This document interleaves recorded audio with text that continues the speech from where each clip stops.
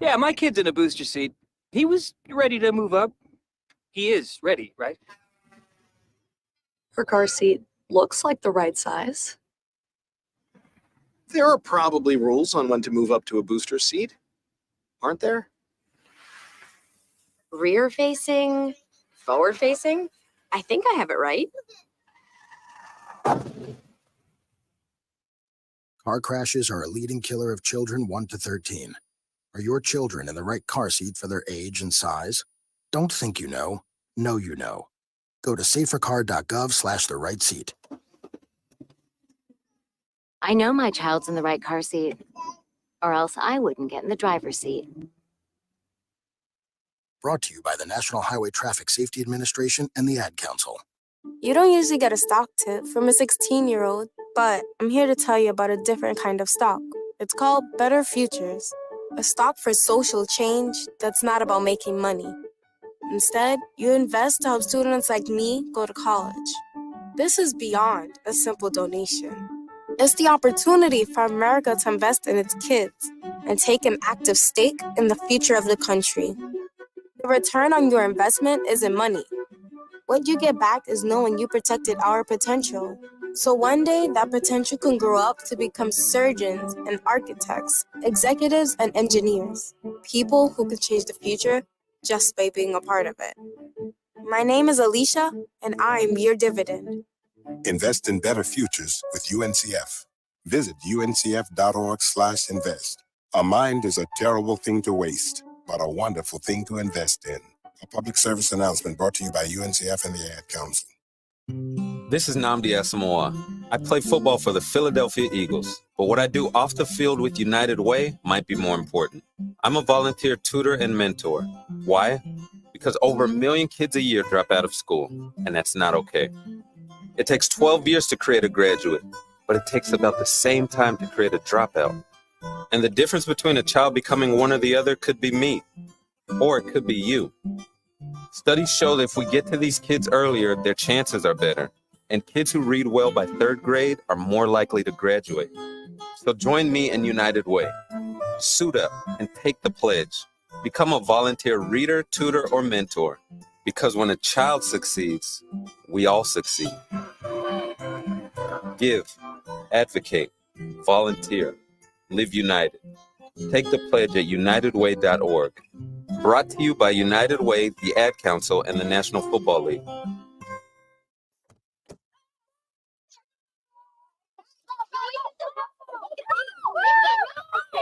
They'll challenge your authority. They'll try to break your will. They'll push you to the edge of your sanity. Because that's what kids do. But this car is your territory, not theirs. Defend it. Who makes the payments? Who cleans it? Who drives it? You do. That's who. And in here, your word is law. So when you say you won't move until everyone's buckled up, you won't budge an inch. Until you hear that click. Never give up until they buckle up. A message from the National Highway Traffic Safety Administration and the Ad Council. For more information, visit safercar.gov/kidsbuckleup. Let's go inside the mind of a 10-year-old. I should have worn those earrings today.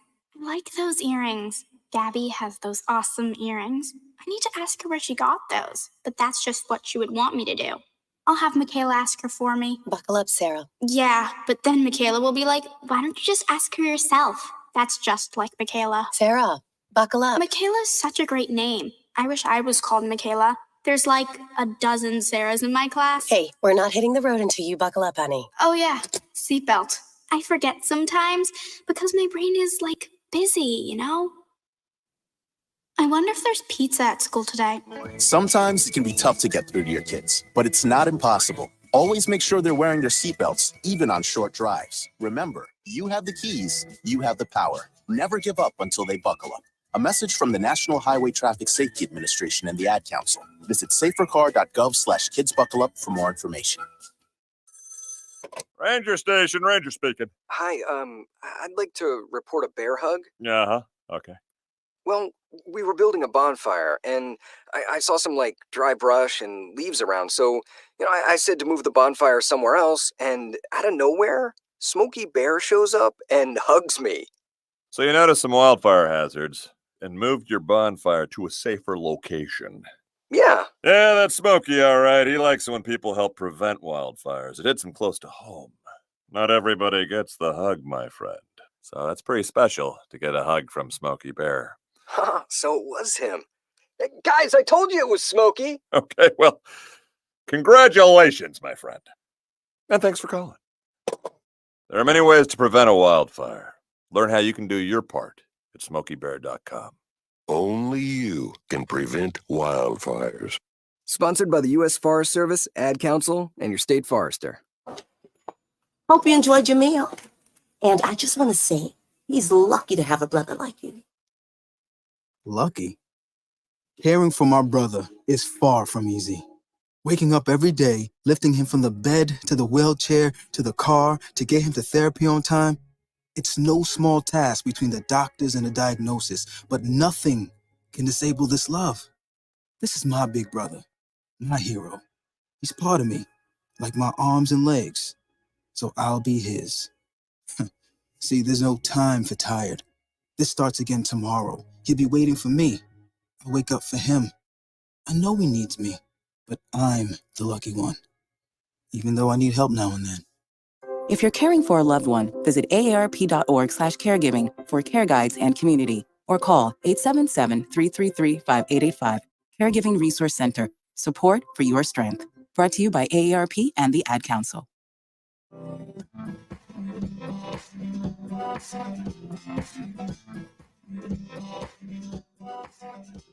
People been saying to your friend, get a different face, and posting on their feed, they're super ugly. The things they say to them online are cruel and they're not true. So tell your friend, I'll stand up for you. Don't worry, I know what to do. Tell the world I see with an emoji to stop the bullies. Know someone who's being bullied online? Send the witness emoji. It looks like an eye in a speech bubble, and it's in the symbol section near the clocks in your phone. You'll let the world know it isn't cool, and you'll let your friend know you care. Learn more about the witness emoji at eyewitnessbullying.org. Brought to you by the Ad Council. It's the Worldwide Sports Radio Network. The Cowboys give CeeDee Lamb a 4-year, $136 million deal. Bill Belichick says that Drake Maye should not start for the Patriots. And Stephen A. Smith says that the 49ers Super Bowl window is closing. And much, much more here on a new show of the Sports Loudmouth.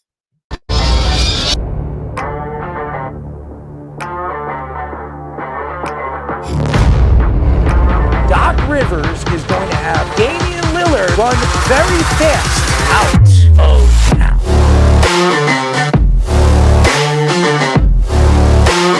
Does he help them win? You're under 500. Aaron Judge helps the Yankees win. You're paying the player $300 million. You better be sure that that guy's going to help you get over the hump.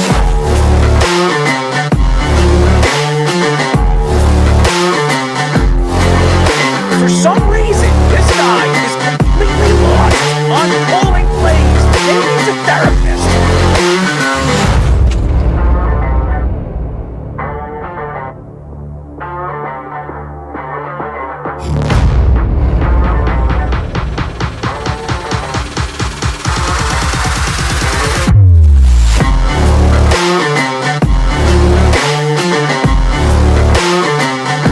Did you see Lamar Jackson cry to the rest?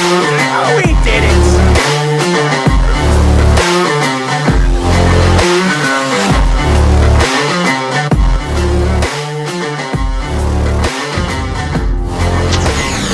We are back for a new show of the Sports Loudmouth. I'm your host, Darrell Marks, my co-host, Speedy Petey, executive producer of the show, Aaron Fishman, and our Sports Minute from Tommy Scoop. 631-672-3108 is the number to call. Go to our website at www.worldwidesportsradio.com. Check out all our shows throughout the week, including the Loudmouth with me and Speedy Petey, every single Tuesdays and Thursdays at 7 p.m. All you have to do to tune in and check out our local listings for all our shows is go to our website at www.worldwidesportsradio.com. It was an interesting weekend, and a lot for our network because our Twitter account got hacked, and for some reason we can't get it back. Hopefully Twitter can reach out to us in the next couple of days and figure out how we can get it back. But 10,000 fans that have been following us on Twitter are now gone. So I wasn't very happy about that. Speedy, it's been a very interesting weekend. Yes, it has been. That was definitely not the start anyone would have wanted to have their Twitter account hacked like that, especially ours. So it was growing, and a lot of our followers. We support you even amidst that, and we will be doing our best to try to get that back. And it was definitely a very stressful day. That's because some people here on this network don't listen to me, and that's why it happened. And maybe one of these days, everybody will listen to me, and that would have never happened. But again, I am not going to point any fingers, but there's a lot to go around, and that's why we got hacked. So obviously people have no lives, and they have nothing else to benefit their lives. So, hey, you know what? I'm going to go and steal people's accounts and piss people off, and that's what they did. And unfortunately, fortunate that they suspended the account because they were reaching out to all the different followers that we had on social media and then sending different things to them, which were not being sent from us. So unfortunately, I want to apologize to all the fans out there that are following us on Twitter. You can go to my Twitter at ErrolMarks34, and you can follow us over there. A lot of the guys and a lot of the people do follow us over there on my Twitter, but I want to apologize for all the fans out there that have been following us on Twitter and got hacked. So unfortunate. It's very unfortunate. And again, this is the way the world works, and this is the world that we live in. So it's an interesting weekend. And with the heat, I mean, seriously, it's raining. It's cool out. Now today it was like really, really hot. It was 86 degrees here on Long Island. It felt like it was 100. It was horrible. And I just don't like this weather. So football weather hopefully will begin in the next couple of weeks, as Fish knows, as he is a coach. So a lot to get into. We have a lot to get into tonight when it comes to sports. But, it's, again, nothing that I have not seen before when it comes to social media. At 8 o'clock, we'll be talking to Colts and Broncos defensive end Darrell Reid. He will be joining us, so very excited to have him. Darrell Reid joining us. At 9 o'clock, we'll be talking to The Score NBA data science manager Seth, Anchorage Man Partnow. So I know there's a lot of people that like him. Jeff loves him. Snug loves him. So I'm sure they're excited to get Anchorage Man back on. I don't like calling him Anchorage. Just Seth Partnow. He will be joining us. I don't know why you have to put that up, but that's just me. So, we have a lot. So let's get into it. Obviously, CeeDee Lamb was the big story this weekend. Adam Schefter reports that the Cowboys gave CeeDee Lamb a 4-year, $136 million contract. This deal makes him the second highest paid wide receiver behind Justin Jefferson and is also the second largest contract given to somebody that is not a quarterback. The deal is $34 million per year and has a signing bonus of $38 million and $100 million guaranteed. Jerry Jones said he always had confidence he would get this deal done. And nobody can be better when it comes to a general manager than him. Shannon Sharp took shots at Jerry Jones, saying he wants to take credit for everything and sabotage every general manager in the NFL. Lamb had 29 catches of over 20 yards last season, tied for the most in the league by Tyreek Hill. Lamb had 7 games with 11 or more catches last season, most in NFL history. CeeDee Lamb, to me, and I said this 2-3 weeks ago, I believe CeeDee Lamb is you can argue him or Justin Jefferson are two best wide receivers in all of the NFL. CeeDee Lamb was looking for that big contract over the last couple of weeks after Justin Jefferson received his contract by the Minnesota Vikings. You look at CeeDee Lamb and you look at the talent that he brings to the table. And I've said this when he was drafted. I remember him when he was playing for Oklahoma. I know the Beeve was not very excited when the Cowboys drafted him at number 17, where he fell in the draft, which made no sense because I thought he was a top 5 prospect at the time. CeeDee Lamb has really developed into a superstar player at his position. And when you quote that type of player, and he's a guy that doesn't go out there, he's not a flashy person. He's not that type of player. He doesn't go out there and speak to the press and shoot down everybody else around him and speaks about how great he is. He doesn't say that. He doesn't go out there and do that. He plays for the Cowboys, obviously center stage. As we all know, it's America's fan. I don't know why everybody calls him the Cowboy fans, the American fan. But hey, you know what? The Cowboys over the last couple of years have not really gotten over the hump in the playoffs. And everybody wants to blame Dak Prescott.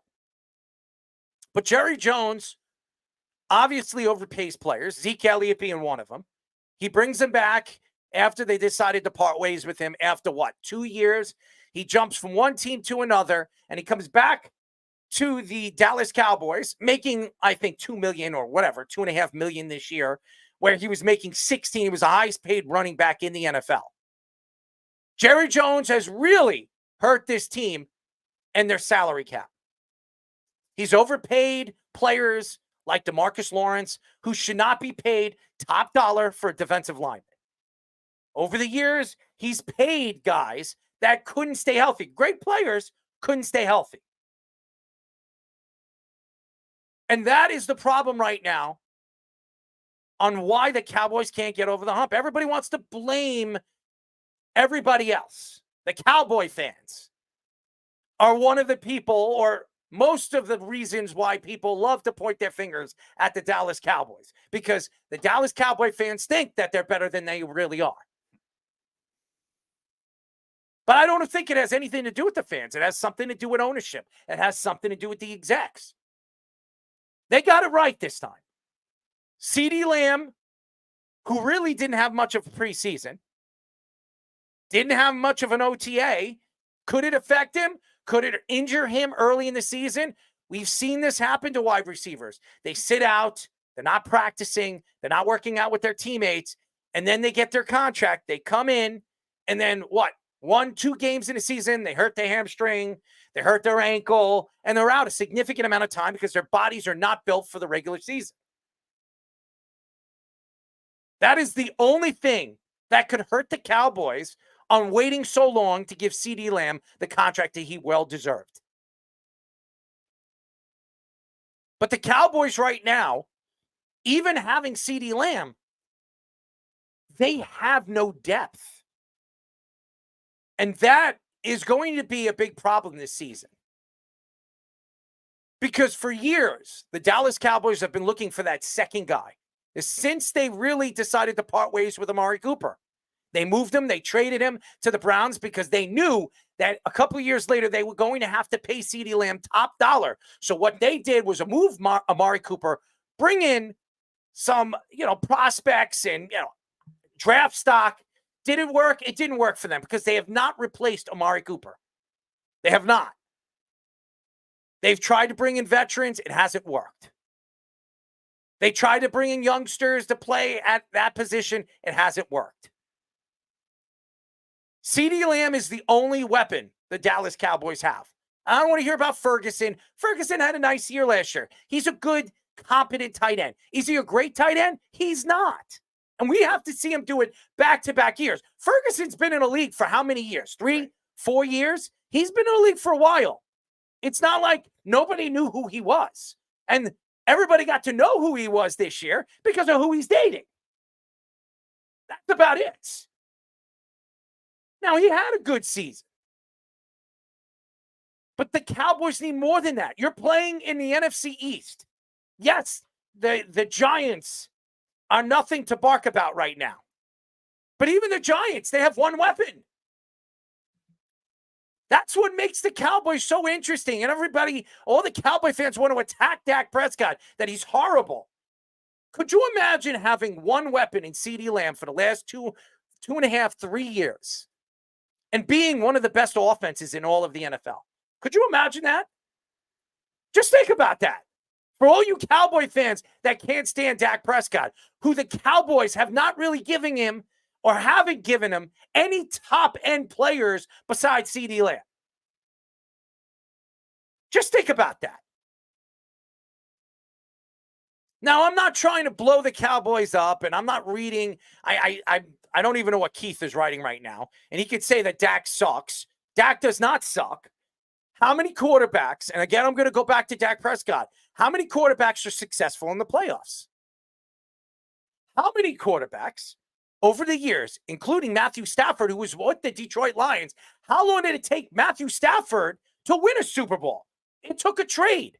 Now, will the Cowboys decide to part ways with Dak Prescott? If Dak goes to another team that's already built for the playoffs and actually gives him a multiple amount of weapons, hey, maybe Dak wins a championship with that team. Because I look at Dak's career the same way I look at Matthew Stafford's career. A guy that's never going to get over the hump until he leaves that organization, because that organization's been nothing but a cancer. Now, CeeDee Lamb, to me, still, last year was the best wide receiver in football. You could argue Tyreek Hill was right there with him. But to me, what CeeDee Lamb did last year with practically nothing around him on a Cowboy team that still was rated high offensively only because of him, he did amazing things. Absolutely amazing things that a wide receiver over the last, 25 years, a Cowboy player has never done. And as a matter of fact, he's the first Cowboy to ever do what he did in a regular season. Michael Irvin, as great as he was, never put up the numbers that CeeDee Lamb put up last year. So he deserves the money. Now, as far as Shannon Sharpe is concerned, Shannon Sharpe is not a GM.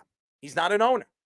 He's a great analyst when it comes to personality and going out there. He does his show over there on YouTube. It's putting up over millions and millions of viewers every single time he posts something up. I think Shannon Sharpe is sensational when it comes to, his professionalism and his personality.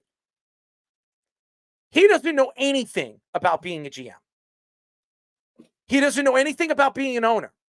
So for him to take shots at Jerry Jones is ridiculous. Now, is Jerry Jones a good GM? Is he a good owner? He's a good owner because he likes to overpay players. So no player is going to be complaining about that. He still opens his pockets and pays his players. And he pays his own players. He doesn't really like to go out there and overpay for other teams' players. That's something I got to give Jerry Jones a lot of credit for. But he pays players or players that he shouldn't be paying the money that he is paying them when he knows there's a salary cap and it could set his team back 10 to 12 years, which it has. And that's why the Cowboys have not gotten over the hump. And that's why the NFC is not going to go through Dallas this year. And it's not going to go through Dallas in the next couple of years because they've got nothing but one player in CeeDee Lamb that's going to go up there and get the ball. Yeah, and that's a problem with Jerry Jones's comment too. Like, oh, he's saying he's going to take all the credit for the GMs and steal. And Shannon Sharpe saying, oh, he's stealing all the credit from the other GMs across the league. How about stealing credit from your own son, who, if it wasn't for them, I don't know where the Cowboys would be.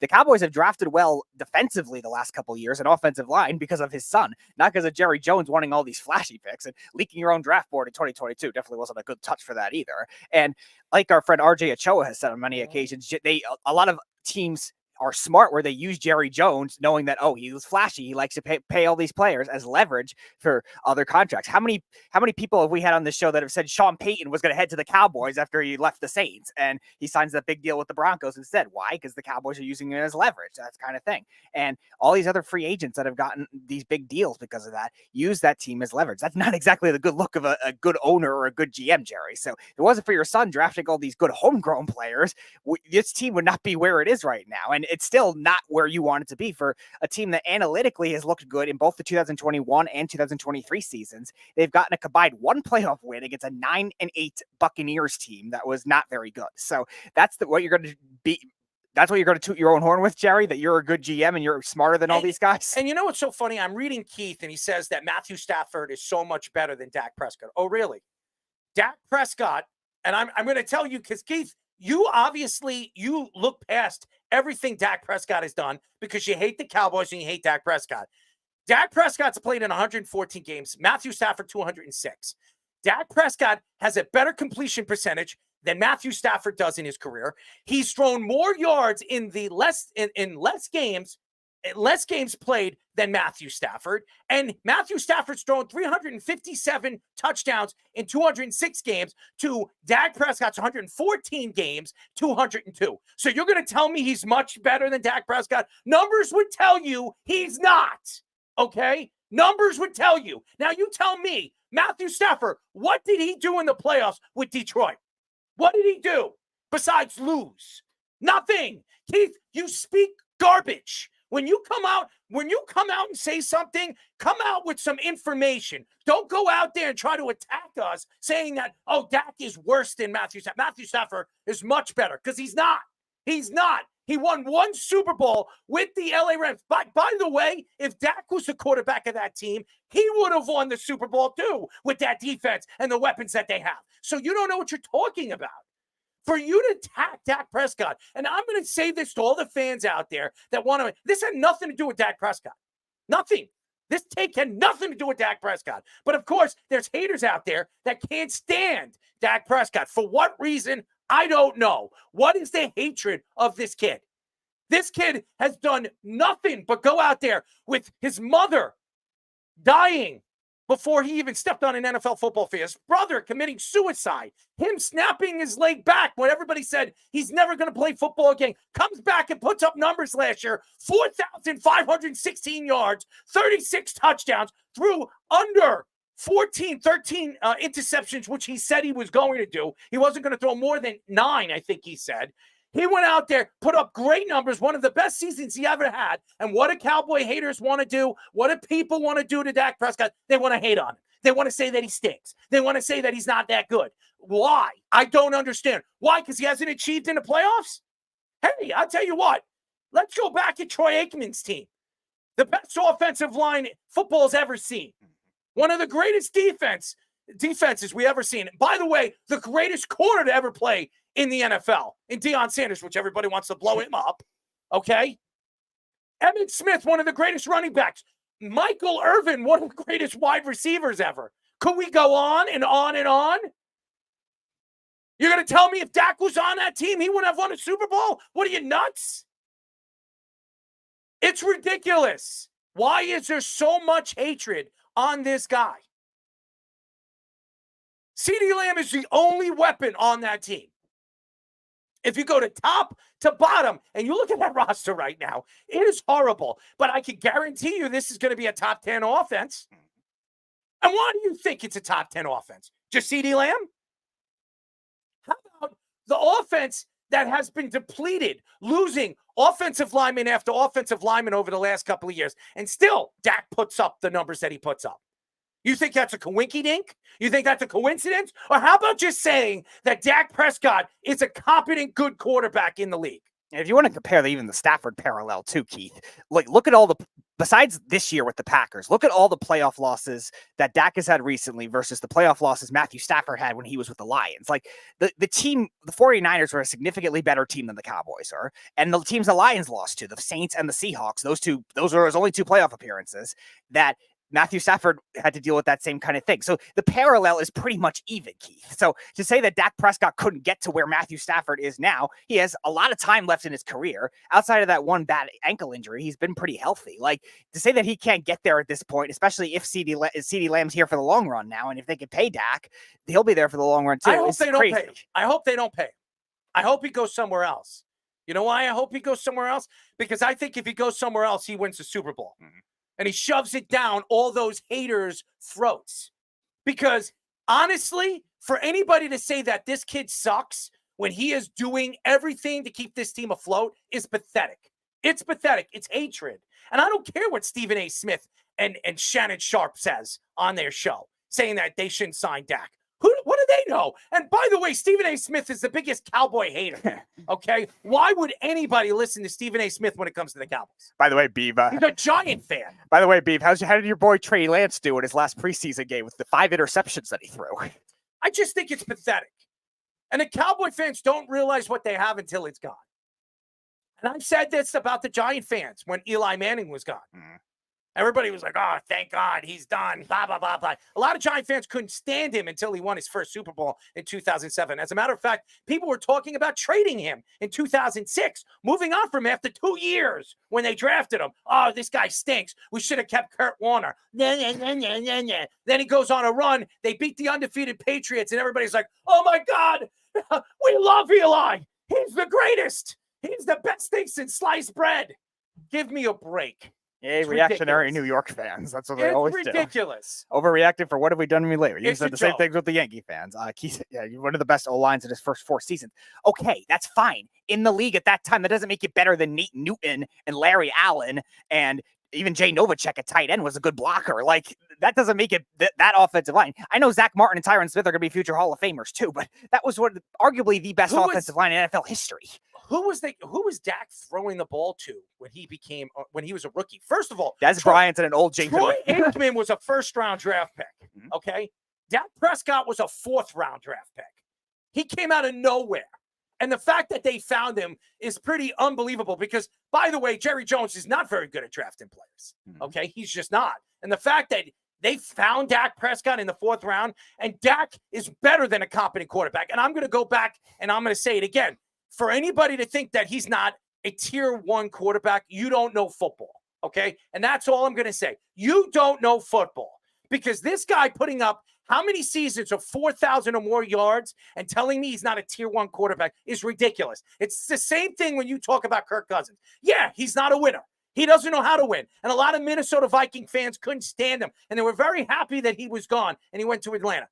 Well, who's filling in for him this year? Sam Darnold?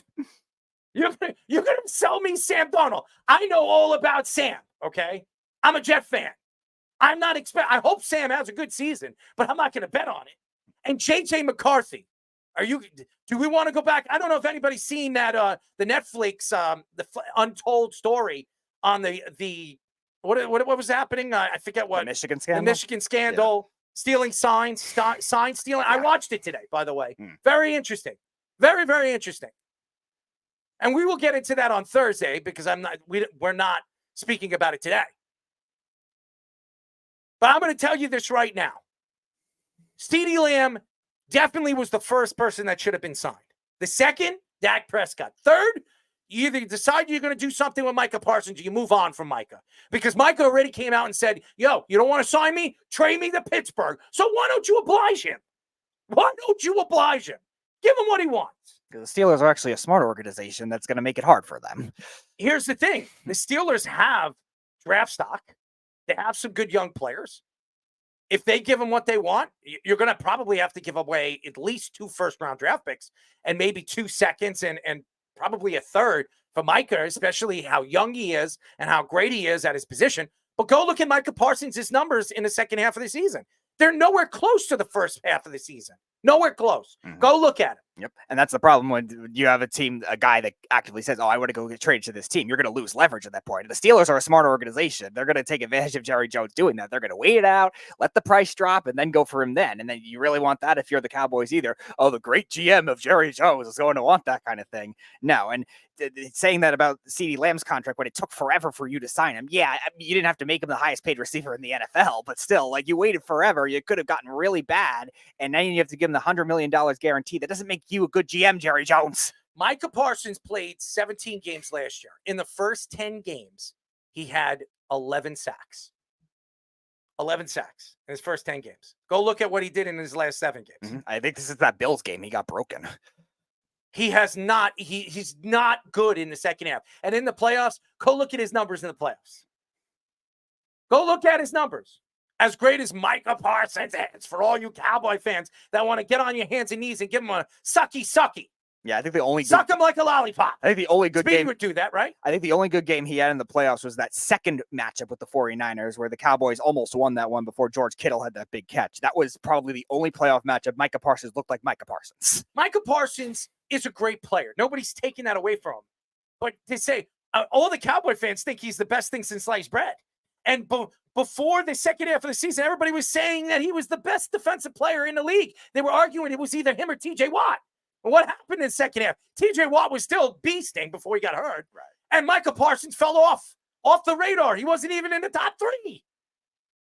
That tells you, I don't know what anybody has not seen when it comes to that play. That doesn't take away how great Micah Parsons is. Is he a top 5 defensive player? He is. He is. But you're not going to pay him over a quarterback that is very hard to find. They don't grow on trees. Go ask the Jets. They don't. Actually, they do grow on trees. They just don't grow. They don't bloom, okay? You can also ask the Browns and the Bears. They're not the brightest with the quarterback position either. They rot. And Keith, to answer your question about you overrate the Steelers, I'm not saying the Steelers roster. I'm talking about the Steelers organization is not going to just cater to Jerry Jones. Say, oh, here's 2 first-round picks because Micah Parsons wants to go here. No, the Steelers have not been fleeced in very many trades, and they're going to make it very hard on Jerry Jones to do that. Again, and Keith says Cousins is another good regular season quarterback. Okay. How many good playoff quarterbacks are there? Everybody blows up Justin Herbert. Oh my God, that guy's amazing. And what has he done in the playoffs? I saw a complete debacle of him and the Chargers against Trevor Lawrence. I remember that. How about Trevor Lawrence? Everybody loves Trevor Lawrence. He got $50-something million. Last year, they were leading their division all season long. And in the last 3 games, all they had to do was win 1. They lost all 3 of them, and they missed out on the playoffs. Why? Because Trevor Lawrence played like crap, and they paid him $55 million in the offseason.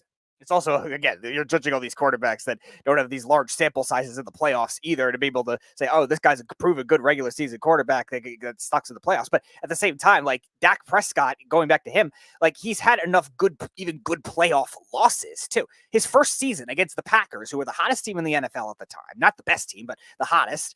They were down 21-3 in that game. Dak Prescott rallies back to tie the game before Aaron Rodgers made that insane throw to Jared Cook. They won the game. Fine. That's not Dak Prescott's fault. They lost 34-31. He has the best game of the playoffs against the Seahawks Legion of Boom defense, which, by the way, I lost a bet on thanks to that game. And besides those 49ers games, he's played well in every playoff game. There's too much hate, okay? There's too many people that hate on Dak Prescott for some damn reason.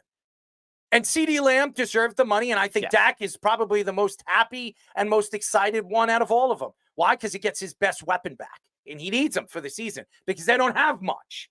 So I believe Dak has been, the best, push for CeeDee Lamb to get his contract. I'm sure Dak reached out to Jerry Jones. Dak was the one that pushed this contract through because he knows he has no chance in hell on even making the playoffs without CeeDee Lamb this year because they don't have anything. They did nothing for him in the offseason. And I could go back and talk about Daniel Jones too. What did the Giants do this offseason that has benefited Daniel Jones' success? Bringing in Malik Neighbors? They lost Saquon Barkley, their best weapon. He's over there playing for the Eagles. We'll see how that works out. The fact is, you have to look at what the Cowboys are and what they have been in a 5-year stint. And I'm going to tell you this right now. If Dak Prescott wasn't on this team, are they a playoff team? Not even close. If Dak Prescott didn't put up the numbers over year after year after year, are they a playoff team? That tells you how important Dak Prescott is to a franchise. Hence the reason why he's going to get $60 million. If it's not from the Cowboys, it'll be from somebody else. You best believe it, baby. I'm going to tell you this right now. If it's not from the Cowboys, I'm going to tell you at least 10 teams next year will be lining up for Dak Prescott to come to their franchise, their roster. Yeah, they're already a fringe team as it is with the playoffs, with everything they lost in the offseason on defense. And again, maybe Mike Zimmer changes that. Maybe some of these draft picks work out fine. But like, they're having to trust their passing game to do a lot. And that's why they had to make this deal done with CeeDee Lamb. I'm not going to give Jerry Jones extra credit for saying, oh, we finally got the deal done and we didn't have to pay him the highest paid wide receiver. Okay, fine. You didn't have to make him the highest paid wide receiver. You did what you're supposed to do. It doesn't give you any They point. didn't even make him the highest paid No, wide they receiver. didn't. Luckily, they didn't have to. I thought it might have gotten to that point. He But took less money. yeah. Even so, like Dak Prescott and CeeDee Lamb are going to have to carry that team because Ezekiel Elliott's 29 years old. Their offensive line is still decent, but there's still question marks on it. And like you said, they don't have enough outside receiving depth to make that work. Brandon Cooks is older. Like, he's going to start regressing soon. He's an 800, 900 yard guy. He's fine, but like, he's nothing special. Give me a break. Yeah, he's 32. That's what you're going to sell to He's the 32 Cowboy years fans? old and a smaller guy. Like, he has flaws in his game. Like, he's fine, but he's nothing special. Then you have, like you said, all these gadget players, Jalen Tolbert and Cavante Turpin. These are all like special teams type guys. I remember when Tolbert ran in for a touchdown, a punt return last year. Everybody was like, he's the other guy. He's the other guy. And what did he do after that? Nothing. Yeah. Nothing. I'm sure the same people were saying. I'm sure the same people that were saying the same thing about the. By the way, recently cut Kadarius Toney. Oh, that's another joke. He'll probably go to the Cowboys because the Cowboys like bringing in players, like to bring in players that mean absolutely nothing when it comes to an NFL roster. We've seen that by the Cowboys. Oh yeah, many times. So hey, let's bring in Kadarius Toney or Allen Robinson gets waived by the Giants. Yep. We'll bring in Allen Robinson. That'll work. That'll fit. They should, and I'm going to be the first person. I'll be the last person to say this because I know a lot of Cowboy fans didn't like it. They should have never moved Amari Cooper. Mm-hmm. They should have never moved. That's enough for a 5th round pick. They should have never, because Amari Cooper is still an elite wide receiver in this league. And CeeDee Lamb, yes, he developed into that sensational player that they thought he was going to be. But to have a guy like Amari Cooper right beside him, I think the Cowboys go to a Super Bowl. I think they're absolutely in a Super Bowl one of these years if they still had Amari Cooper. It's crazy to think Amari Cooper is like not even 30 yet. It's like he's been in the league forever. It really is ridiculous. And it's a shame because the Cowboys had the weapons they needed to get over the hump, and it just didn't. Jerry Jones overpaid. I mean, he overpaid Amari Cooper at the time. Amari Cooper was making at the time $100 million. He was the highest paid wide receiver in all of football. Was he the best wide receiver in football? He wasn't. It didn't make any sense. These contracts make no sense. If he brought in a real executive, and I'm not blaming all of this on Jerry Jones, okay? It's not only Jerry Jones. It's the people he has around him. The people that are his voice. When they're sitting in a round table and there's like, I don't know, 10 executives, a VP, a president, and all these other guys that he has, his sons, they're all speaking with him and giving him information. He's going to take that information and use it for his team, his organization. They're obviously not spitting the right crap out to him because he's making mistake after mistake after mistake. So you can't blame just Jerry Jones. It's the executives he has around him. Maybe he needs to fire him. Snug says, yeah, I remember when Dak ran out the clock at the end of the playoff game. Yeah, he made mistakes. All right, fine. You want to say you want to blame him for that mistake? Fine. 2/3 of that was on him. What about Mike McCarthy calling a quarterback draw with no timeouts? That was not exactly a great play call. Everybody's going to blame the quarterback, and I think Dak needs to understand no matter what, the quarterback's going to get all the credit when they win, and when they lose, the quarterback's going to get all the attacks. And he knows that. Because the quarterback position is the number one position in really professional sports. And everybody looks at it and is like, whoever is winning, like Tom Brady, say whatever you want. Now, Tom Brady, sensational playoff player. There's no question that he is. Tom Brady had a lot of great players around him, but everybody forgets that. But Tom Brady gets all the credit because he's the quarterback. And Tom Brady's going to get all the attacks, including they lost in 2007 to the New York Giants. They're gonna attack Tom Brady for some of the mistakes that he made in the second half of the game. And Tom Brady would tell you that he would give up any one of those Super Bowl championships to take back that 2007 loss to the New York Giants. He has already said that multiple times in many different areas. Keith says you have no idea if they go to a Super Bowl with Cooper. There was no point in trading Amari Cooper 2 years ago, who was 27 years old, for a 5th round pick. You didn't have to pay CeeDee Lamb at the time. You had to pay Dak, you had to pay DeMarcus Lawrence, and that was it. Like, everyone else was attainable. They could have kept Cooper and Lamb and kept that a good receiving You're going to duo. tell me right now, against San Francisco, if they had Amari Cooper, they don't beat San Francisco? because the game was really, really close. You're going to tell me right now, if they didn't have Amari Cooper, they don't beat San Francisco? Absolutely do. Absolutely do beat San Francisco. That's a fact. And you could take that to the bank. So you could say whatever you want. We'll never know. It will never, there's no argument to that. We will never be able to argue that because we'll never know. It never happened. Yeah. But Amari Cooper, I mean, go look at Amari Cooper's numbers over there with the Browns. They're ridiculous. You're going to tell me if Amari and CeeDee right now are playing on the same team, they wouldn't be the best tandem in the league? They would be. Amari Cooper has better numbers with like a not as good Deshaun Watson and all the quarterbacks they rotated with last year and whatever they had the year before too. And he's still been steadily better than all the Cowboys' number 2 receivers. It's just ridiculous. And anybody that's going to sit here and argue with us about this, and that's just because everybody hates Dak Prescott. And that's fine. You want to hate him? Hate him. It's fine. But you're not gonna have me sit here today and say, you know what? See, Dak Prescott sucks. Because I'm not going to do that. I am a very big Dak Prescott supporter. And one of the main reasons why is I just look at the game. And everybody says it's the eye test. The eye test would tell you that Dak is a good quarterback. I don't know what you guys are blinded to see. Oh, it's all the yards and all the touchdowns that he throws is at the end. No, that's not true. That's a lie. That's not true. Okay, so stop it. And I don't care what any of the Cowboy fans, including the Beef, who at one point said that Dak Prescott was going to win not 1, not 2, but 3 Super Bowls in a row. And now all of a sudden he can't stand him. He sucks. He stinks. Maybe he'll do it with another team. It's ridiculous. I can't wait until September 5th because I will bring up Dak Prescott in front of all those Long Islander fans who can't stand Cowboy fans and Cowboys and Cowboy Nation. Because they could say whatever they want. And I'm not going to sit here and beat around the bush. And I'll say it again. Dak Prescott on my list is a top 5 quarterback in the league. Number 5. And I will continue to say that. Would I take Dak over Lamar? Absolutely. Absolutely. What has Lamar done in the playoffs? Don't give me this crap. It's all about what you do in the playoffs. I can name a bunch of elite quarterbacks that are not good in the playoffs. A bunch. Including Peyton Manning. On the Pat McAfee show, Bill Belichick said he has doubts about whether Drake Maye or any rookie quarterback should be starting. Belichick added that you can't judge quarterbacks by preseason play because schemes are so much simpler than the preseason games. Jared Mayo says that Maye has outplayed Jacoby Brissett in the preseason, but he will choose his starter based on the entire body of work through training camp. Tom Brady mentioned last week that he doesn't believe rookie quarterbacks should start right away. 3 out of the 5 first-round draft picks were named starters, besides Michael Penix and J.J. McCarthy.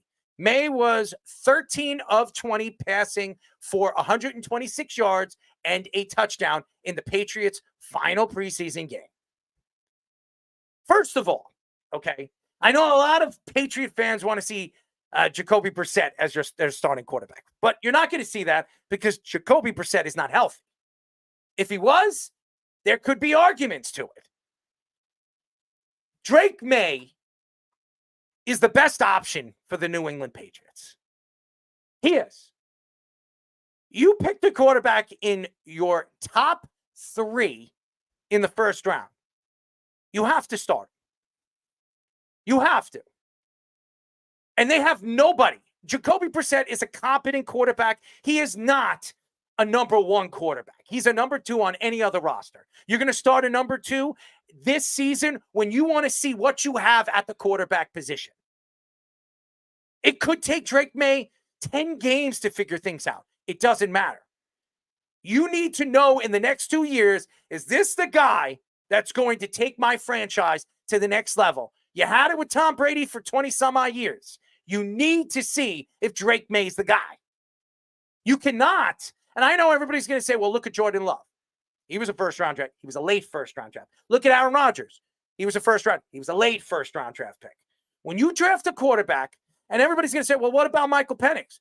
Nobody in their wildest dreams believed that Atlanta this year, after bringing in a guy like Kirk Cousins, they were going to draft a quarterback in the top 10. Nobody. Not even Kirk Cousins believed that was going to happen. He was shocked. He probably crapped his pants when it happened. He had no idea that Michael Penix was on their radar. Nobody. But the fact is, you have a quarterback in the top 5, you got to start him. You have to. Now, I don't know what type of quarterback Drake Maye is going to be in the NFL. I know he was successful for North Carolina.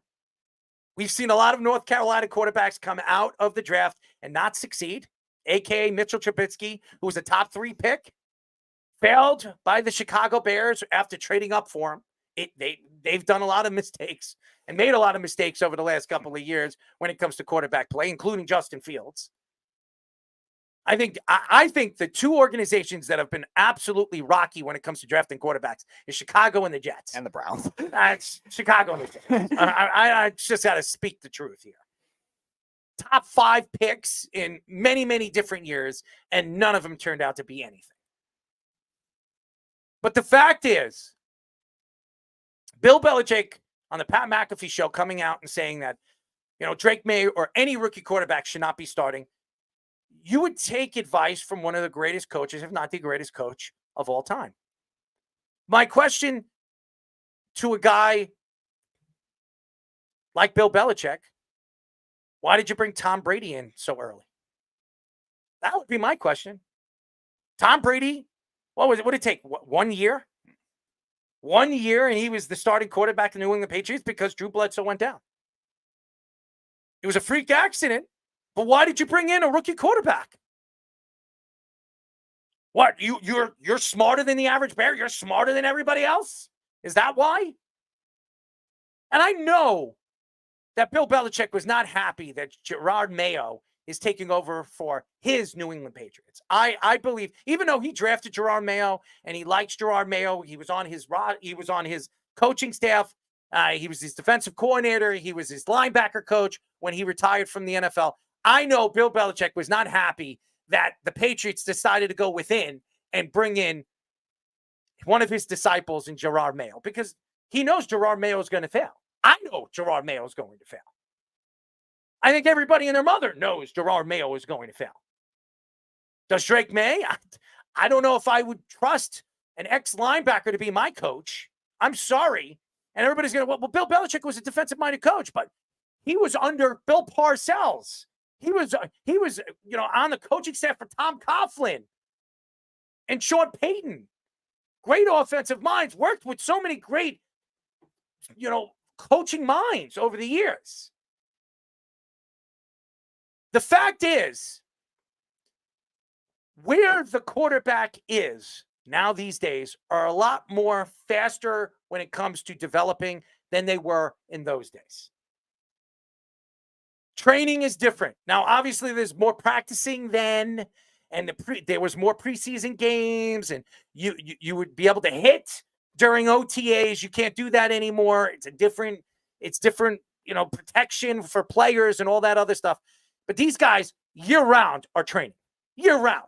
Do you think in the 80s and the 90s, you got guys like Joe Montana and Steve Young, after the season is over, they're training in facilities, throwing footballs day in and day out, playing and practicing with the players on their roster, going to, private islands and throw footballs with the players that they are? No, none of them did that. It's different now. It's a year-round experience. These youngsters need to develop faster. They're training. They got their own personal trainers. They got team trainers. They're doing more now than they ever have. So they develop quicker. That's what I think. Now, it depends on the personality, too. It really does. I don't know Drake Maye in a hole in a wall. I see what Tom Brady turned into and how smart he was and how he saw things on the football field that other quarterbacks couldn't see. When you have a player like that, yes, they're gifted. You don't need to really train them or teach them what they see audible at the line of scrimmage. If you watched the Dynasty, Tom Brady was such a fast learner. As a matter of fact, Bill Belichick couldn't believe at practices how fast he saw plays and how they broke down as fast as they did. There are not many players like that. Peyton Manning studied it as a kid, at the age of 14, 13 years old, if you watch his documentary, he was watching football. He was watching his father play, watching how he called the plays at the line of scrimmage. He learned the game through different coaches and sitting on the sidelines where his father was the lead quarterback, the starting quarterback for the Saints. He studied the game. A lot of these guys are just born with so many gifts, and they don't realize that they need to study the game just as much as any of them if they're going to become the players or the quarterbacks that they looked up to. Aaron Rodgers is just a gifted player. He's gifted. He could throw the ball. He slings the ball sideways, front ways. I mean, when you got guys like Patrick Mahomes, they're just pure gifted athletes. It makes the game slow down for them a lot faster. A lot of these quarterbacks, Mitchell Trubisky was a good quarterback in college. He couldn't develop his skills in the NFL. Trevor Lawrence, say whatever you want. He hasn't developed into the player that everybody thought he was going to. CJ Stroud was unbelievable last year. Let's see if he could do it his second year when everybody's got tape on him. Quarterbacks are a dime a dozen. From every 5 quarterbacks drafted in the first round, one of them become elite quarterbacks. One. If lucky. You have a better chance of finding a quarterback in the later rounds than you do in the first. The way these statistics would show you. Go look at the last 10 years of first-round quarterbacks. Numbers would tell you about 5 of them became elite quarterbacks in the NFL. 5. 5 of them in 10 years became elite quarterbacks. Some of them we don't even know what they are. Jordan Love, time would only tell what Jordan Love is going to be. Last year he was fantastic in his first year as a starting quarterback after sitting behind Aaron Rodgers for 3. We don't know what these guys are going to transition or become as NFL players. What we do know is the league is what have you done for me lately? That's what it is. And for Drake Maye, he has a chance in the next 2 years to prove that he's competent and he could be a quarterback that you can win with. Or you could be like Daniel Jones, everybody's trying to throw away, or another Jones that they threw away last year. Yeah, and that's the thing with, I think, the situation that the Patriots are in, because I think whether they start him right away or start him really quickly in the season, I don't think it really matters at that point. You still need to have him test himself with these bad situations. You're not going to go anywhere this year anyway. Like the Patriots, not in that division, not in the AFC in general. Like you're probably on paper, besides the Broncos, maybe the Broncos are worse, but like they're the second worst roster right now in the AFC. It's not going to get anywhere. And I compare 2 situations with this. Jared Goff for one of them. This is before McVay got there. They had the worst receiving core in the league, and Jeff Fisher, an old school coach, running the team. And Jared Goff, he didn't start right away, but he still started relatively quickly and got to learn the game that way with Todd Gurley with an okay offensive line. The Patriots are built very similar. They have good running backs. They have a not great offensive line, but they can simplify the game for him to be able to learn. He still has to learn how to read defenses. He still has to learn rhythm type offenses. And then maybe they get the offensive coach to help him out after that. How about like we were talking about with the Dolphins last week with Tua? Like Tua got wrongfully benched at certain points, fine, but he still got to learn the game by playing at least. And then he got the weapons to help him out. Josh Allen, the same thing with Stephon Diggs. Josh Allen played. He didn't start right away the first year, but he played by week 3. He had that infamous game against the Vikings where he hurdled the defender. And he played the rest of the season with John Brown and Emmanuel Sanders and guys like that. Robert Foster. Like, these aren't great receivers. Why can't Drake Maye, who's not a super raw prospect, deserve a chance like that? And Tom Brady coming out and saying what he said. Tom Brady was a rookie quarterback when he started in the NFL, all because of a freak accident to Drew Bledsoe. Mm-hmm. It was a freak accident in the middle of the season. Nobody would have thought that Tom Brady was going to step on a football field. Well, thank the Jets for that. Of all the teams that could have hurt Drew Bledsoe at the time that they did, it was the New York Jets, because that started the Brady era. The Jets did. Yeah. Started the Brady era. It was funny. The one Jets game I ever went to was against the Patriots, and they were actually honoring Mo Lewis that day. That's never happened. I would never honor Mo Lewis. That's the guy that started all this crap, all these Super Bowl championships that the Patriots have won. And I'm not going to take it away. There are a lot of people. I'm watching so many different documentaries with Tom Brady. So many of them. And Tom Brady You see his high school coaches, you see even his middle school coaches and what they said about him. He was a great catcher, had a great arm. He could have been a professional baseball player. But would he have become a baseball superstar like he has with the NFL? I probably not. I mean, what he's done in the NFL, he became arguably the greatest player to ever play in NFL history. So what I'm trying to say here is some people will take what Tom Brady says with a grain of salt. They will. And then some people would sit there and say, Tom is hating. Tom is going to speak whatever he wants to speak because he believes, because his success in the NFL and what he has seen in the NFL, that he is right and everybody else and all these GMs and all these executives and organizations are wrong. What I believe is, obviously, Bill Belichick, who is behind Tom Brady stating that rookies should not start, that they should be sitting behind a veteran quarterback. I'm going to go back to what you believe in. If you draft a quarterback in your top 5 in your first round or top 10, you believe that this guy can step on a football field and put up decent numbers and help your team win a game. If you're not believing that this guy can step in and win a football game right off the bat, don't draft him in the first round. Draft him in the later rounds. Draft him at the end of the first round. Why are you going to take a chance? Usually, if you're drafted in the top 10, you're starting. You're starting. That's just the way football works. Look at Zach Wilson. Zach Wilson was drafted in the top 3 from the New York Jets. He was the number 2 pick.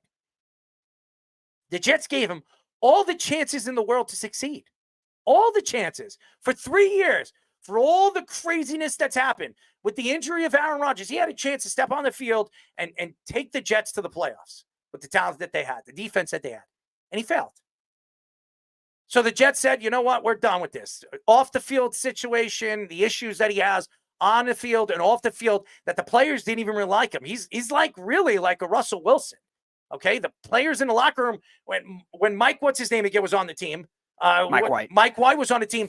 When he was the starting quarterback, they were wearing Mike White T-shirts on the plane. I know that pissed off Zach Wilson. Zach Wilson was traded to the Broncos this offseason. He didn't make the team. He's probably not making another roster. Zach Wilson's stint in the NFL as a top 3 pick is over. He'll be in the CFL, the XFL, or wherever the FL is. He will not be in the NFL anymore. Can't wait for West to have CFL bets on Zach Wilson.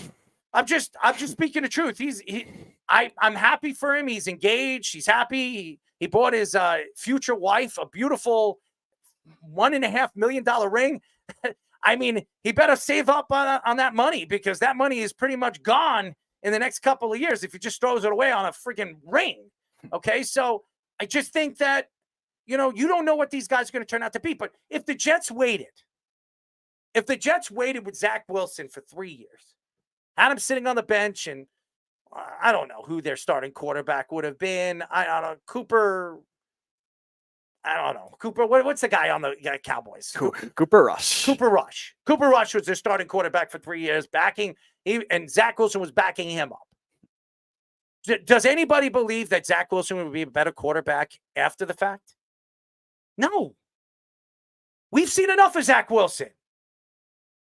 Jordan Love, at least what they were seeing on the practice field and what Aaron was saying on the practice field, everybody knew that Jordan Love was going to be a good quarterback in the league. It's just a matter of how much or how good he was going to be, and how the Green Bay Packers were going to bring him in after the fact Aaron Rodgers was going to be traded. Before we get our guest on quickly, Keith says his line sucks. Brady had a lot more protection and talent than Maye has. Okay, but I go back to Jared Goff, whose Rams team did not have a great line, and I go back to Josh Allen, his rookie year. The Bills team didn't have a great line and had 2 of the worst receiving cores in the league. And I think when you look at that kind of situation, Keith, you could still let him learn through that. Everyone who's saying that, all right, you don't want him to be hit and stuff like that. That's fine. You could still simplify the offense and do more quick concepts in today's NFL. Like, I think you look at like rookie quarterbacks, they're not raw prospects. Jordan Love had to sit because he was raw. Drake Maye is not that same kind of case. Josh Allen had to sit a little because he was a bit raw, but he started week 3. Like, give these guys time. They're good prospects. He thinks Michael Penix is going to be a good quarterback sitting behind Kirk Cousins. Watch, Kirk Cousins gets hurt early in the season, and I'm willing to bet you Michael Penix is going to come in and he's going to fail. He's going to fail. If you think Michael Penix is going to sit behind Kirk Cousins and he's just going to step on the football field and he's going to become an elite quarterback, good luck. Good luck, Keith. That's not going to work. And it's not always based on that philosophy either, Keith. And he is a pocket quarterback. Yeah. And it's changed now. Pocket quarterbacks, as much as everybody looks for those pocket quarterbacks in the past, they're not looking for those guys. They're looking for mobile, dual threat quarterbacks like Jalen Hurts, like those type of guys, Trevor Lawrence, and all these guys. You know, there are guys like Joe Burrow that have succeeded in the NFL as early as they have because they're good prospects and they're good pocket present quarterbacks. But not many of them now have really developed into these elite quarterbacks that we're talking about or we've mentioned over the last couple of weeks. So, and again, you also look at Penix, who he is. Like, he's a veteran guy. Like, he's been in college football for a while as well. He has some traits that are very raw as well, but that doesn't mean he couldn't succeed if he started, not necessarily with the Falcons, because again, he wasn't going to start for the Falcons, but if he got drafted to a spot that had good guys already, to try to put him in there. That's the same thing we were saying with the Dolphins before we knew Tua was going to be signed. Like, they could plug a rookie quarterback in with those receivers. And now with the Vikings with JJ McCarthy before he got hurt. The Patriots are in a different case right now where they have to let Drake Maye experiment, let him learn adversity and do stuff like that. With nothing on the field, because if you have somebody that can find players, especially with the weapons he doesn't have, and he turns those guys into pretty competent players, then you know you can go out the next year and bring in big name players like a Brandon Ayuk if he becomes available, or any of these other guys, which can change the team's fortunes for the future. Which is the same thing Josh Allen did. Josh Allen rebirthed John Brown and Emmanuel Sanders, 2 veteran guys. He had Robert Foster, an undrafted free agent, an overweight Kelvin Benjamin his first year. Like, that takes adversity to be able to make those guys at least competent. The Bills were supposed to be the worst team in football, and they were still competitive. Anyways, when we come back, ladies and gentlemen, our first guest will be talking to former Colts and Broncos defensive end Darrell Reid. But first, our Sports Minute with Tommy Scoops. This is the Sports Loudmouth Sports Minute. Are you ready to get loud? With Tommy Scoops. We are nearing the end of the summer. It is the end game, but I am Tommy Scoops here, still bringing you guys a Loudmouth Sports Minute and jumping into some NFL news. The Seahawks confirmed their 53-man roster as Seattle waived over 30 players today to get their 53-man roster set, as other teams such as the Dolphins, Jets, Lions, and Bills also have their 53-player roster set as well. In other NFL news, Juju Smith-Schuster is unlikely to play Week 1 for the Chiefs after reuniting with Kansas City just yesterday following a 1-year stint with the Patriots. Smith-Schuster said that it is too early to say if he will suit up for Week 1. Lastly, the Lions announced that they are signing wide receiver Tim Patrick after Patrick was released by the Broncos today to get their 53-man roster set. Detroit will be adding Patrick to their practice squad. Now it's time for Scoops to Scores, where currently, over in the MLB, the Nationals have a 3-0 lead over the Yankees at the bottom of the 5th, while the Cubs have a 5-2 lead over the Pirates at the end of the 4th. The Phillies have a 4-0 lead over the Astros at the top of the 5th, while the Royals have a 2-0 lead over the Guardians.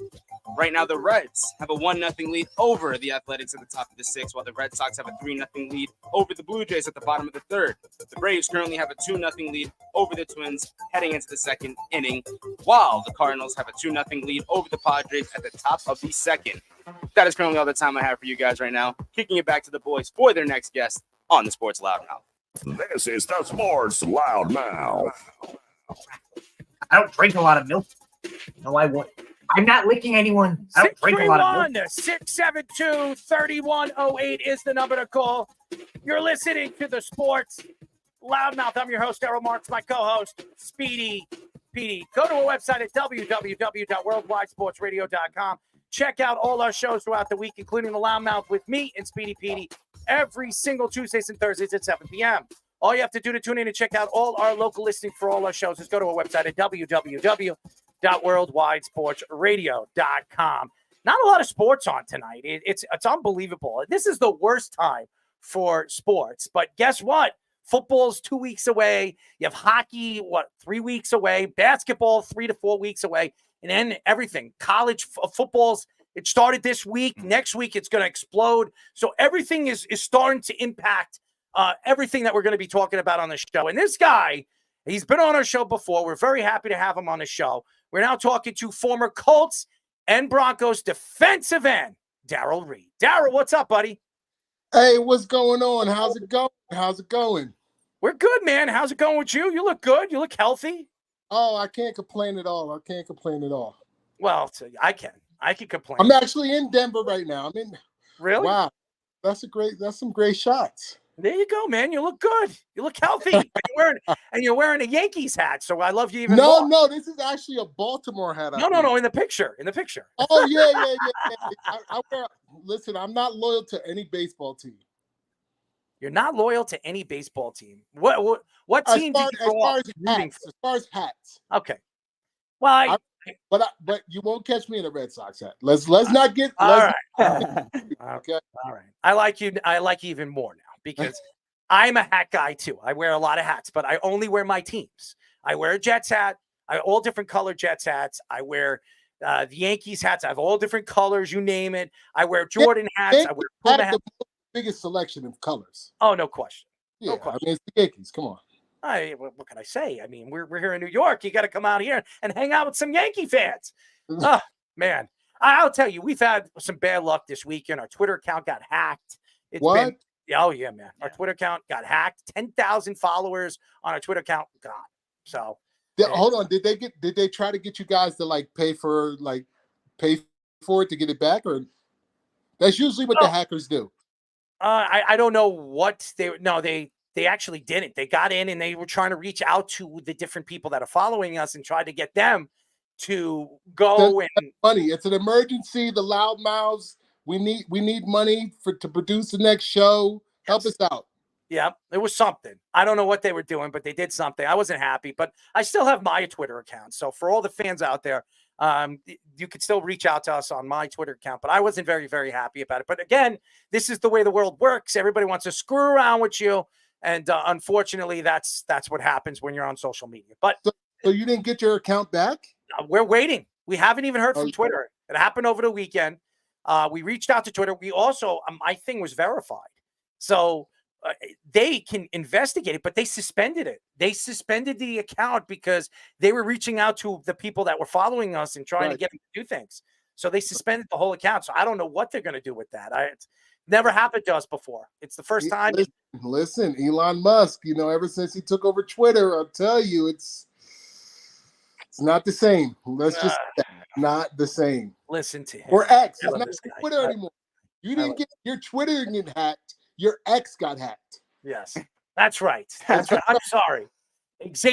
My Xavier got hacked. He named it got X'd. Well, did it ever get X'd? Whatever. Anyways, Speedy, you don't have any X's. I have an X account. Darrell follows me, and I follow him. But you don't have an X. You've never been married. No, I'm not a pirate, so no. I heard you guys talk about quarterbacks earlier, right? Yes. Yes. And I agree with you. The prototypical pocket quarterback is for the most part over, but there are a few exceptions. You mentioned a couple, Joe Burrow, but look at Bo Nix out in Denver, or where I'm at right now in Denver. Where that was Sean Payton's guy. That's who he was looking for. That's who he wanted. I like Bo Nix, and I've been saying it over and over again, and people might think I'm crazy, but I always get backlash on this show. I think Bo Nix was the second best quarterback in this draft class. I've been saying it. I still think Caleb Williams is the number one guy, but after Caleb Williams, you can argue who is going to be that other guy that's going to show up. I think Bo Nix, because of Sean Payton, because of the situation that he is in with one of the best quarterback gurus in NFL history. Right, that plays as well. Yes, it plays very well. And I think that he picked his guy. Russell Wilson was not his guy. He inherited Russell Wilson. I think now Bo Nix being in the position that he is, I think Bo Nix will succeed. And plus, Bo Nix was in college football for 4 years. And he's older. Yeah, and he's older on top of that. Yes, I think that if you look at the success of quarterbacks that played 4 years in college, it's much better than the quarterbacks that played 3 years or even 2.5 years in college and go to the NFL. So you're saying early on in their career, obviously. Yes. Right. And I think that when you go back and that's what I want to get into it with you is Bill Belichick came out and said something very, very interesting on the Pat McAfee show. And he said that rookie quarterbacks should not be starting. Now, your opinion with the way the NFL works now, and being that you're drafting a quarterback in the top 10, do you sit him and let him sit behind a quarterback for 3 years after you know that you could be on a hot seat in 1 year or 2 years and not even have your quarterback step in behind the line of scrimmage? What are your thoughts to that?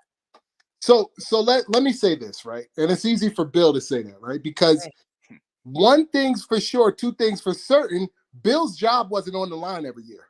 So some coaches are in a different position than other coaches to allow the time for a number one draft pick to sit. Some coaches, they have their jobs on the line, so they have to throw that quarterback into the fire. And it's sink or swim. And most of the time, rookie quarterbacks in the NFL, it's the NFL. It's top NFL defenses, and you're a rookie. You're seeing them for the first time. It's not like college. The coverages are way tighter. The windows are way smaller, right? So on a whole, most rookie quarterbacks struggle on a whole. You do have, even last year you had an exception, right? Down in the Texans. So it's rare, right? It's rare. And like you said, for the most part, those quarterbacks are a little bit more, I don't know, their style is a little bit more mature. Is that what you would say? Yes. But on a whole, most rookie quarterbacks struggle. Look at, I played with one of the greatest quarterbacks of all time, and he broke the league record in interceptions his rookie year, right? So, but at that time, he was the franchise. So they were in a position that, I think it was Jim Harbaugh back then, where he could play him and not worry about his job, So I think that plays a factor for some coaches in that decision. Bill Belichick, he has, he's in a position where he can let, a Tom Brady sit for years, and Tom Brady wasn't a number one pick either. So it depends on, it's situational. It's situational. We talk about Atlanta, that coaching situation. I think he's going to play sooner than people think. Very interesting. So you actually playing with Peyton Manning at the time, like you said, he was a younger quarterback. No, and I did not play with Peyton when he was young. No. Okay. But yeah, you mentioned that as a younger quarterback, like he was like forcing the ball. And Tom Brady actually said something interesting last week where like he said rookie quarterbacks and young quarterbacks don't have as much control of their offenses because of the schemes. Do you think that kind of thing too, especially with these new offensive coaches? Well, I'm no offensive guru, right? So, but I do think it does take time, unless you're going into an offense that's similar to your college offense. Some colleges have, pro style offenses that make the transition a little bit easier into the NFL. But still, it's the defenses, and it's how fast the defenses are and how fast the defensive linemen are on them. So it's other adjustments besides just learning the system or learning the offense. You also have to learn the defenses that you're going to face. As everybody knows, we are talking to former Colts and Broncos defensive end Darrell Reid. Darrell, you look at the league and obviously the defensive side of the ball, and guys like Micah Parsons and TJ Watt are the faces of the NFL in the future, where the NFL is starting to move to. This past draft, there wasn't a defensive player drafted until the teens. Were you surprised with that? I was a little surprised, but it's like waves, right? So this year was the quarterback wide receiver wave, and you have, some guys in, like a Marvin Harrison Jr., where these guys, you had wide receivers in this year's draft that, arguably are the best 3 or 4 wide receivers since the class of I think it was Teo and CeeDee Lamb. I mean, I remember that class. They said 17 wide receivers are going to be drafted in the first 2 rounds. I remember Jerry Jeudy, CeeDee Lamb, Justin Jefferson. I mean, that was the class that everybody was talking about. So it was one of those classes, another one of those classes, and then it was a quarterback heavy class, at least in the front, right? In the front, because in the middle rounds there was no quarterbacks. You know, there was very few quarterbacks drafted for, I think, 2 rounds. You know, I mean, and then there's a lot of DBs that get drafted. So it's just, I think it wasn't that many elite pass rushers in this year's draft. I don't think. No. But how do we know what they're going to be? You know, that's the crazy thing. You listen. You know, yeah, but I mean, if we kind of know, you at least when there's a lot in one draft class, yes, right? Yes. You know, just like there's a lot of receivers, there's a lot of quarterbacks. Everybody's not going to pan out, right? And Darrell, let me ask you a question. Yeah. In the top 10, could you remember the last time a defensive player was not drafted in the top 10? Could you remember? Because I can't. Not drafted in the top 10? Top 10. No. I can't either. I don't remember. You guys have to have the stats. Somebody's over there got to know what year was the last year. A defensive player. I could look. I mean, Speedy could look. Defensive lineman, right? Defensive player. Any kind of defensive player. Kind of defensive player. Yeah. You guys got to pull that stat. Yes. We have to definitely look at that because I don't remember. There was not one defensive player drafted in the top 10 in this past class. Not one. And you're right, Darrell. Usually there's at least edge rushers taken early. Like there was not one. Just think about that. No corners, no defensive linemen, no linebackers. Well, linebackers besides outside linebackers that are rushing, right? That's a value position now, right? Yeah. So it's not the same as it was before. You're not going to have a middle linebacker go top 10 anymore. It just doesn't happen, right? So that hurts there. But usually you have a defensive lineman, whether it's a DN or a 3 technique. Yeah, usually, or you find a corner that you think is a game-changing corner. You know, they did. There was not one, and there were a couple of really good corners in this class, really, really good. It fell into the second round. Yeah, there was some really good corners in this class. Yes, I agree with just that. Think about that. It's crazy, and that's the thing. What was it?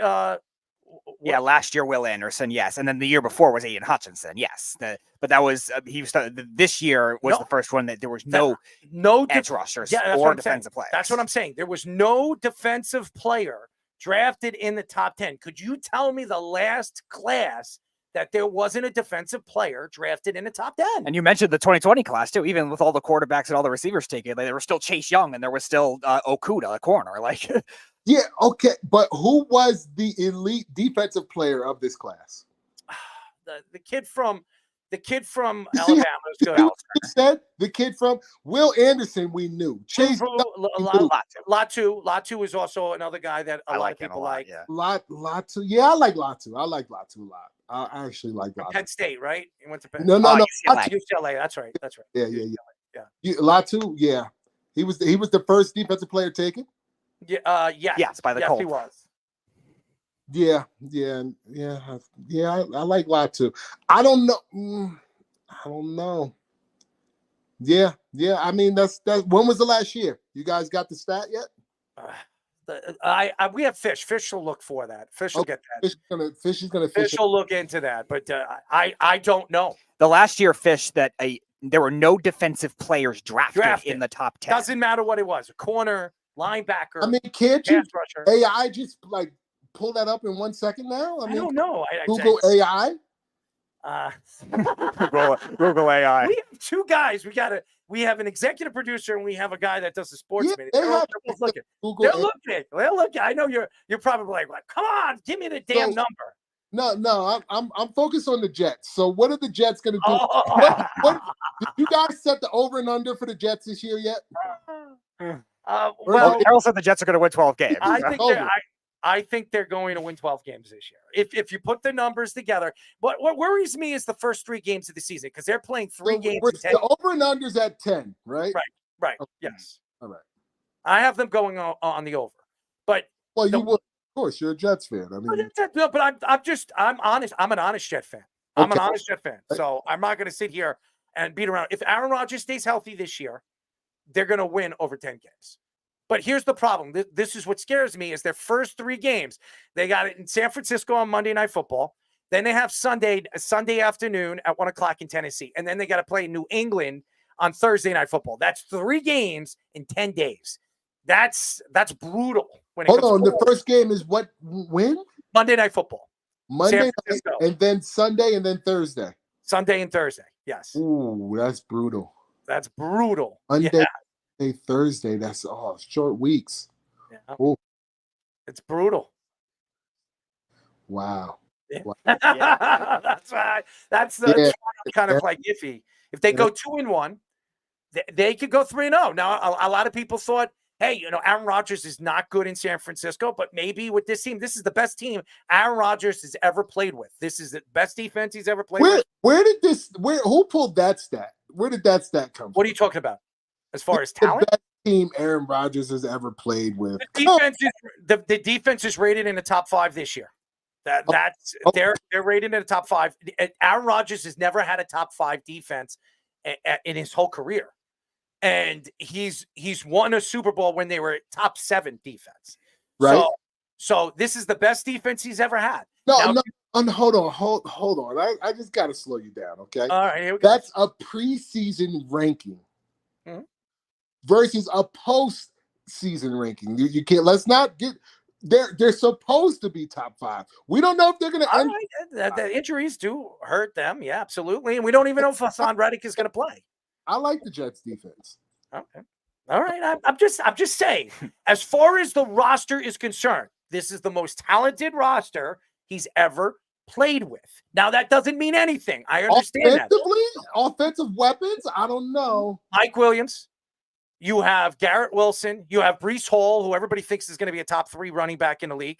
I mean, Braylon Allen looks pretty damn good, too, in the preseason. It looks like he's running over people. I mean, they're tight ends. I mean, they have a tremendous amount of depth at the tight end position. No. Wide receiver-wise, this is definitely not the most talented wide receiver corps. Well, who was that? Give me the most talented wide receiving core that he had. It was Cobbs in him in Green Bay. Cobbs? No, I mean, it's Randall Cobb. Are you kidding me? No. Hold on. Hear me out. It's not that they were over-talented. They were experienced, right? And he had a solid receiver. Even Lazard was over there, right? Lazard's not the same Lazard he was in Green Bay, right? Well, because Aaron Rodgers didn't play last year. That's why. I mean, come on. Who was throwing him the ball? Oh, I'm sorry. The same guy that just got married, paid his $1.5 million to his future wife, and doesn't have an NFL career anymore. And Zach Wilson. So Darrell got to watch him, and he was at the preseason game. Yeah, Zach had a great game Sunday. Okay. Stop. He might be available. You guys Stop it. Darrell. Don't try to sell me Zach Wilson. He played really late into that game, though. Oh, did he ever? He plays late in every single game. He also gets lost in every single game, too. He looked solid against the second and third stringers or fourth stringers or whoever he was throwing against. And then, by the way, and Keith, you keep saying Devontae Adams. Yeah, Devontae Adams on paper right now. But Garrett Wilson, we've seen what Garrett Wilson could do with nothing throwing him the ball. Let's see what Garrett Wilson can do when he has a quarterback competent throwing him the ball. You're right. You know what? You just proved my point. Devontae Adams and Cobb, right there. You don't have a receiving core that's better than that. Well, hold on one second. Mike Williams is when healthy is a good wide receiver, and you have Garrett Wilson, who did back-to-back years. Wilson is Garrett Wilson. I will give Garrett Wilson. Garrett Wilson he's the guy. There's no doubt about that. Garrett Wilson, Devontae Adams, they cancel each other out. So now we're on to the next guys, right? Okay. And Aaron Rodgers always had a tight end, whether it was Mercedes Lewis. Conklin's a pretty good tight end. Whether in Green Bay, he always had a great, a good tight end. Let me not say great. Right? Conklin's a good tight end.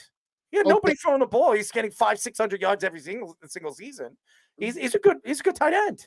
Yeah, I'm not saying he's not. I'm just saying. I'm canceling out here. I'm trying to help you here. But the other wide receivers in Green Bay at that time had been there, so they had a chance to gel, right? And that's part of it too. Like you're saying, with Garrett Wilson, with Lazard, with Conklin, they've only been together for what, one season, two off seasons now, right? Really, two off seasons because Aaron got hurt. Yeah, So we don't know, but I'm just Brees speaking. Hall though. Brees Hall he's a beast. He's arguably maybe the best back he's been with. Yes, arguably. Yeah, this guy Allen is just pretty good too, man. I mean, I was watching this guy; he was running people over in this preseason games. The best back I think Aaron Rodgers played with before that was like man. rookie year Eddie Lacy, and then he got before he started having weight issues. I mean, Aaron and this offensive line. I mean, on paper, with the young talent that they have, and some of the youth and some of the veterans that they have, if they can stay healthy, this could be a really good offensive line too. So, okay, all right. Oh, he had solid offensive lines in Green Bay. That also helped. Yeah, so we'll see. Maybe this will end up being the most talented team. We'll see. We'll see. We don't know. We have to stay healthy because the Jets are always known not to stay healthy. I know all about it. I remember him running out on the field. On what was it? Sunday Night Football. Monday Night Football. Was it Monday or Sunday? Monday Night Football. Running out like Captain America with the American flag. Lights out, lights, camera, action, and in 4 plays, his career or his season was over. Yeah, one of my good friends is a really big Jets fan, and he was. He wanted to throw up. I wanted to throw up. I was watching the game. I wanted to throw up. I was like, oh, here we go. I mean, I think nobody, even non-Jets fan, they want to see Aaron Rodgers and want to see him in New York. And stop. Yeah. Come on, Darrell. Everybody hates the Jets. They're all like, oh, this is very Jet-like. Here we go. Well, it was Jet-like, but we're not rooting for the Jets. We're rooting for Aaron. Yeah. Well, yeah, the national media does want to drag him down too. Yeah. I'd rather take a dump than deal with what I've dealt with over the years as a Jet fan, man. I just a number 2 reading a newspaper than sitting there and watching a football game. I mean, honestly, for years sitting here and within 5 games the season was over. Okay, and that's the problem. You just don't know what you're getting. And the Jets brought in Tyrod Taylor I think he's one of the most competent backup quarterbacks in the NFL. So I think the Jets have really put themselves in a position that if they lose Aaron Rodgers for some freakish accident, they have a competent guy if he stays healthy, because he hurt his ribs last year with the Giants, where the Jets could still have competent quarterback play. But as everybody knows, we are talking to former Colts and Broncos defensive end Darrell Reid. So I want to go back to what we were saying with Russell Wilson. We were talking about him before leaving the Broncos, going to the Steelers now. And there was a bunch of complaints last week with Stephen A. Smith and guys like that taking shots at Russell Wilson. So what you saw with the Broncos the last 2 years and now going to the Steelers, is he really like that hated across the NFL, or do you think he's getting unfairly attacked? I think he's getting unfairly attacked, honestly, because has he changed? Is Russell Wilson? Russell Wilson has always been Russell Wilson. It's not like he's changed. He's like carrying himself differently. He's the same guy he's always been. I think. I don't know. Maybe he's not at the top of his career anymore, but it's the same Russell Wilson. Maybe we're getting to know him better, and people don't like him because now they know, like, they maybe don't like his personality or something, but his personality didn't change. He's the same Russell Wilson. I mean, I think it's unfair, though. I think it's unfair, and the situation in Denver obviously didn't work out, where, the coach-player relationship wasn't the best, and he wasn't Sean Payton's guy, and I think he's actually he's got a lot to prove, right? He's proven he's a good quarterback. He's played at the highest level. He's Super Bowl champion. So I think with Tomlin, I think he's got a chance to have a really good year. And, it's not going to be a lot of pressure on him, to me. They're going to run the ball. They're going to play good defense. It's the Steelers. They haven't changed in 30 years. Yeah. You know what? You know what's crazy about this, and I've been taking shots at Russell Wilson over and over again. But I look back, and if you remember what Peyton Manning, years and years ago when he hurt his neck and the whole steroid scandal, and everybody forgot about that because it's Peyton Manning. It was brushed under the rug. Peyton Manning came back. He was healthy, did all those great things with the Broncos, went to a Super Bowl, lost against Russell Wilson, if you remember, in New York. Of course. And had one of the greatest seasons he's ever had. But people forget. Now, everybody loves Peyton Manning. Everybody forgot what he did or the steroid situation and everything like that because it's Peyton Manning. But because Russell Wilson isn't Peyton Manning, he's not beloved like Peyton Manning is, and he's not from the Manning brand, everybody's throwing Russell Wilson to the woods. And and that to me, what I mean by the woods is that, what's in the woods, all different animals, including wolves, and everybody's biting on him and eating him up. And he doesn't know what to say, so he's hiding.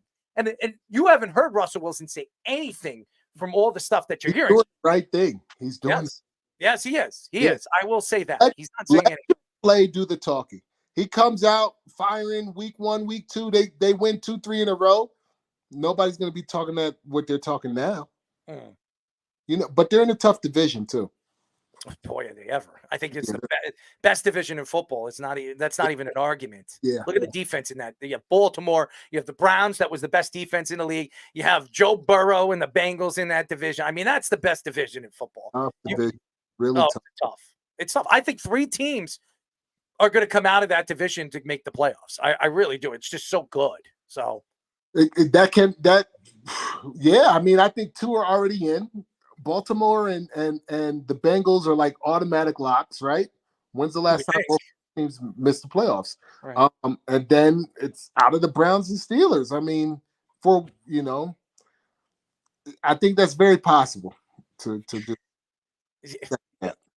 So, before we let you go, because I know you're a busy guy, and we got to get together, man. We do. We have to get together. Maybe you come out here. Maybe we'll go out there. Where are you at? On the island, or where are you at? We live on Long Island, man. I was just out on Long Island at Oheka Castle. You were at Oheka Castle. What were you doing? It was a charity event. I did a charity event at Oheka Castle. You should have told us, Darrell. I mean, come on. You're right. That's mine. You should have told us. But I'll probably do it next year. It's we're not going to wait until next year. Stop with this. You're going to stop with this next year crap. Okay. You're going to buy Errol to Denver so we can watch Zach Wilson. I'm actually on Long Island all the time. Well, you're following Speedy on Twitter, but you're not following me. What's up with that? I don't know. I gotta get my my people to fix everything up. Oh yeah, come on, Darrell. I mean, I know you're like a 6'2", 6'3" guy, and are you a North Shore guy or South Shore guy? I'm a North Shore guy. Okay, all right. What does that mean? He knows guys. He knows the difference. I do know guys. I'm actually a DJ, so when you come out here, we can have some fun. Okay, all right. Yeah. All right. So, and I DJ all different kinds of events and many different things. But listen, maybe we come out to Denver and we'll go to a game with you or something like that. Yeah, the Jets play the Broncos. You know that, right? Yeah, here in New York. Yeah, I'll be there. All right, so let's do it. Let's get it. I live in Jersey. I'm just visiting Denver right now. What the hell is wrong with you, Darrell? What the hell? I live in Jersey. What do you? Jersey's not far from us. My friend's in Jersey. What does that mean? Yeah. So the Jets, Broncos. Are you going to the game? No, but let's go to the game together. What do you mean? Zach Wilson Bowl. You're going to the game or not? Were you going to the game? I'll go to the game. Let's go to the game together. That's what I'm proposing here. All right, let's go to the game together. All right, let's do it. Yeah, I think Bo Nix is going to get the best of Aaron Rodgers. Errol's just hoping that Elijah Vera Tucker doesn't get hurt. That's what I am hoping. But it's on our field. But again, it's the worst that doesn't field. matter. It's the worst field in the NFL. Everybody says so. It doesn't bode well for us. Oh, MetLife, they say. Oh yeah. Oh yeah. They say that the MetLife Stadium's turf is the worst in all of football. Oh yeah. What was it that bad? I don't know. Maybe it's different from when I played there. That was a long time. Yes, it is. It is. Yeah, it was a long time. Because that was Giant Stadium. That was before John Mara ruined it. That was the Meadowlands. That was the Meadowlands. That's right. You played before John Mara and Woody Johnson could ruin it for more. You're old as dirt. the Manning Bowl. Hey, listen. You're the man in bull, and I'm the man, the myth, the legend. So did we that? I'm sorry? Oh, Donald Driver. I forgot. Oh, yeah, exactly. Oh, you wanted to hear about the stat. Yeah, you were so Fish, thank you to Fish in the comment section. J.C. Horn was the latest drafted defensive player 3 years ago, number 8, and there was nobody else in the merger era since 1970. Wow. No draft had it in the top 10 where nobody was taken. Wow. That's crazy. That's crazy. There you have it. There you have it. None never happened in the merger era. That is crazy. That is a crazy thing, man. How you got the stat? You can run with it.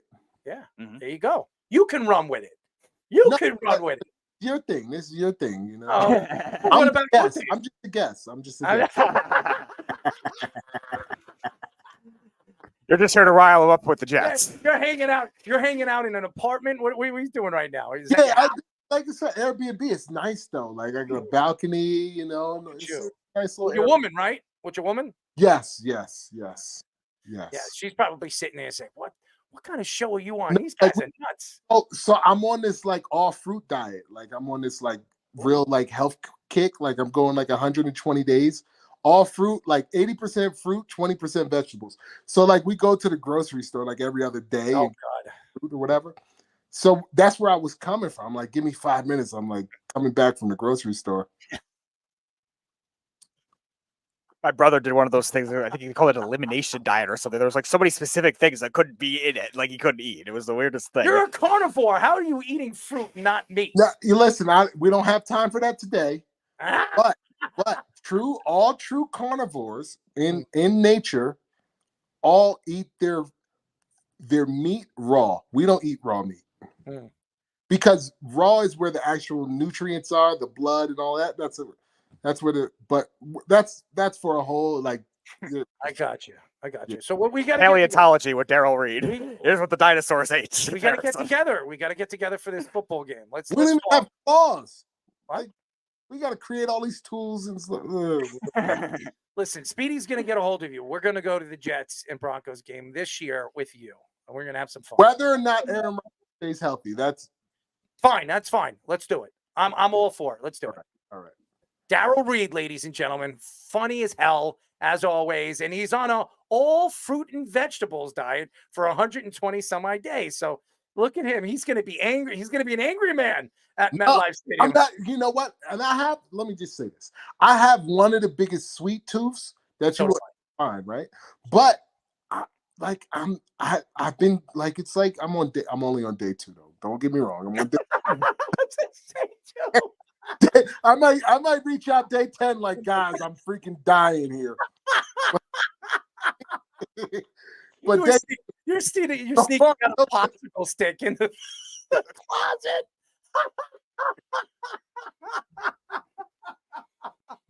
Where are you, Darrell? Oh, baby, I'm in the bathroom.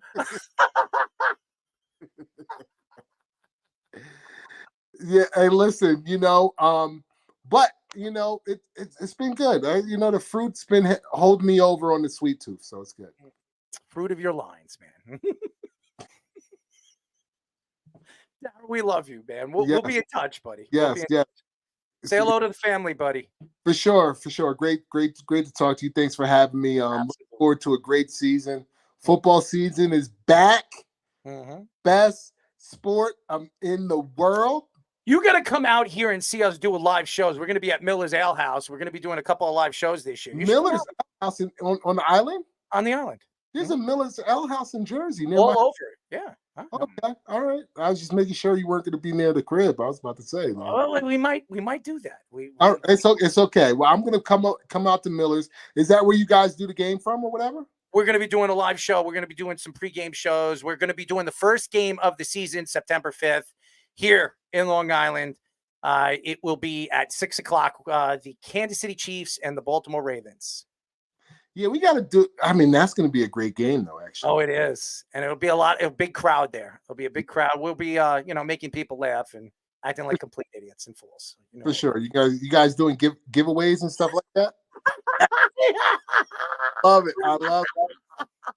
Who did that in the back? That was That's our executive producer. That's Fish. Oh yeah, that was bad. That was bad. Oh, I'm eating somebody. Who am I eating? In That's Speedy's head. Oh, that's Speedy's head. The T-Rex eating Speedy. Wow, Speedy. Oh man, I've been decapitated by a combination of a T-Rex and probably whatever else is in that tray. But I wouldn't have glasses back then because they didn't exist. Right. Yeah, that is true, Speedy. Great point. He looks like Jesus Christ, man. Which they didn't have glasses either, so that's also geographically and historically inaccurate. He kind of looks like Moses. Moses didn't have glasses. We got to get the year glasses were invented. Well, not even invented, because we got to see like when they found fossils with glasses in them. Look at this. Look at this. Yeah, that would be the investigation of the millennium, really. We didn't even get a chance to talk about that. Hassan Reddick? Reddick debacle. We'll have to do that in person, man. Oh gosh, I mean, might not be playing by week 5. Don't you feel like you guys need him? I think with the Jets and what Jermaine Johnson looks really, really good. He put on a lot of weight. I think he looks really, really good. I've heard through, all the training and all the stuff that he's done in the offseason. I think he's going to be ready. I think he's going to take that next step. So I don't know if they need Hassan Reddick, but it would be nice to have him. I mean, who wouldn't want Hassan Reddick on that defensive line? That makes the defensive line even more dangerous. So we could use him, but I think the Jets have already come out and said that, Hassan's going to be a Jet this year. And if he wants to sit out, let him sit out. They're gonna make this, a move where Joe Douglas is standing and somebody's got to bite. It's not going to be. You know what? You know who's to blame for this, right? You going to blame Joe Douglas? Tory Dandy. Tory Dandy. Tory Dandy, Reddick's agent, has to be to blame. Yeah. Where was the miscommunication that happened that Hassan thought he was going to get paid when he went to the Jets, and the Jets thought he was going to play? Where's the miscommunication? It's the agent. You know what? Darrell Reid, you heard it from him. Darrell Reid knows his agent. It's all because of him. There you go. Listen. Let's cut his head off. It's gotta be. You'll eat him. We'll put his head in the T-Rex's mouth. Yeah. Right? Yeah. Do that. I want to see how Hassan Reddick play on the Jets defense. So do I. Yeah. Wouldn't. All Jets fans do. Yeah, I think everybody does, but I don't know if that's going to happen. We don't want to pay him to do it. Well, hey, listen, who does?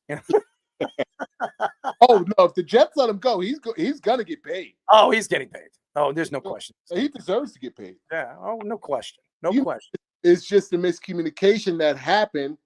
That's already supposed to be worked out before any trade happens. So I just don't get that. It's got to be the agent. It's got to. Well, one more thing for you to see right there. There it is. Passion of the speedster. Yeah, that's with the Robert Saleh Bambi. Well, that's what I call him now. I call Robert Saleh Bambi. You must pay for them. I call Robert Saleh Bambi. That's why he's got his head on Bambi's body. Okay. If you ever seen the movie Bambi, he doesn't say much. He's he's passionate head coach of the NFL, according to him. No question. No passion whatsoever. You said no what? No passion whatsoever. We know that. We know he's. I mean, I think that's why his players love him. He's no. I said he has no passion. Yeah, but no, you're joking. I mean, it's opposite is true, right? So yeah. I think that's his players play for him because of his passion. So when he was the defensive coordinator for San Francisco, a lot of passion. When he's over here with the Jets, you get more passion of him wiping his ass than he is on the side. Oh, you're serious? You really? He has no passion. No passion whatsoever. He sits there with his head between his legs. Man, we have pictures of his head being, shoved in the grind of his, crotch more times than I've ever seen. As the Jets go. You would be the same way if you're starting franchise quarterback. You shouldn't have drafted him. You're the one who thought he was great. Get the hell out of here, Darrell. That guy. About Aaron Rodgers. I mean, he's had some bad luck. Listen to the situations he's been in, and he's made the best of them. Plus, okay, let's just be. You want to be his agent? You could be his agent. No, let's be serious, right? Okay. Head coaches cannot exude the same passion or energy or excitement as a coordinator during the game. They have to be more like melatonin, like more monotone, like more relaxed, like been there before, you know. Tell that to Dabo. His face is red. He's screaming at everybody. It looks like he looks like T-Rex when he's out there. Who are you talking about? The Giants head coach? Of course. Well, I mean, okay. So number one, I think he's been a head coach a shorter amount of time.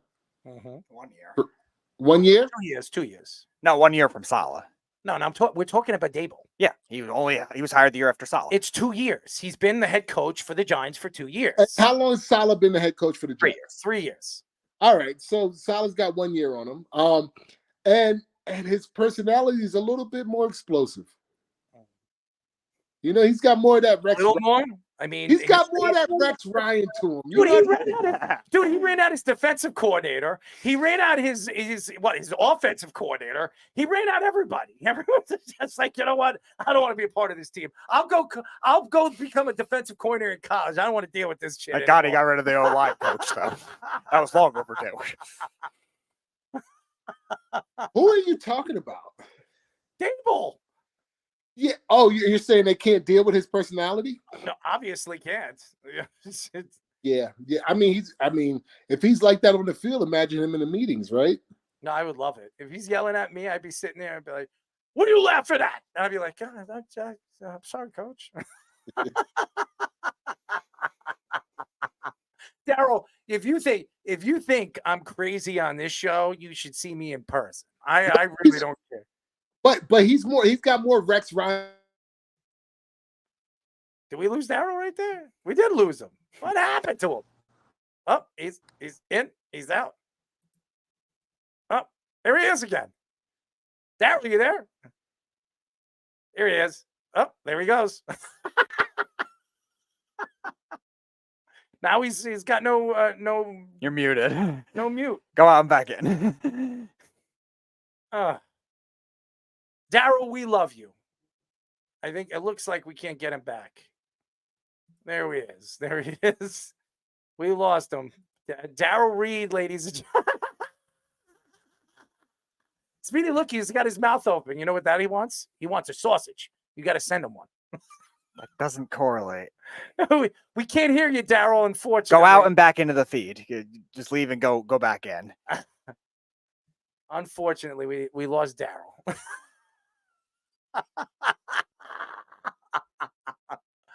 Darrell Reid, ladies and gentlemen, he was fantastic. We got the QR over here. I'm losing my mind tonight. Oh man, I'm losing my voice. By the way, I have like a sinus infection for all the fans out there. It is the worst feeling in the world having a sinus infection. So just letting everybody know about that. Let's get. We lost Darrell. Thank you, Darrell Reid, for joining us. He's fantastic. Thank you to him. Oh, there he is. There he is. He's back. Welcome back. Oh, there it is. There he is. Yeah, I put my D&D on. Do not disturb. I'm in the middle of something right now, right? Yeah. Don't tell your woman that. Don't tell your woman that. No, she's got free range. She can disturb all she wants. You tell her, listen, babe, you're not going to get any of that fruit tonight.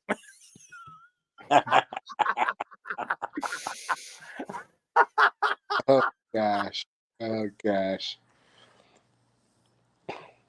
losing my mind. Thought you.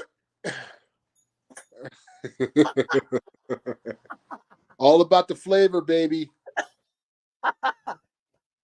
Fish, why are you trying to tempt Darrell into the sausages? He's trying to do on his fruit diets. I'm not licking anyone. I'm not a big sausage guy anyway, so Pause. It is. So anyway, I felt like Coach Saleh was very passionate when he first started as a head coach for the Jets. Am I wrong? No, I think you're right. He was, right?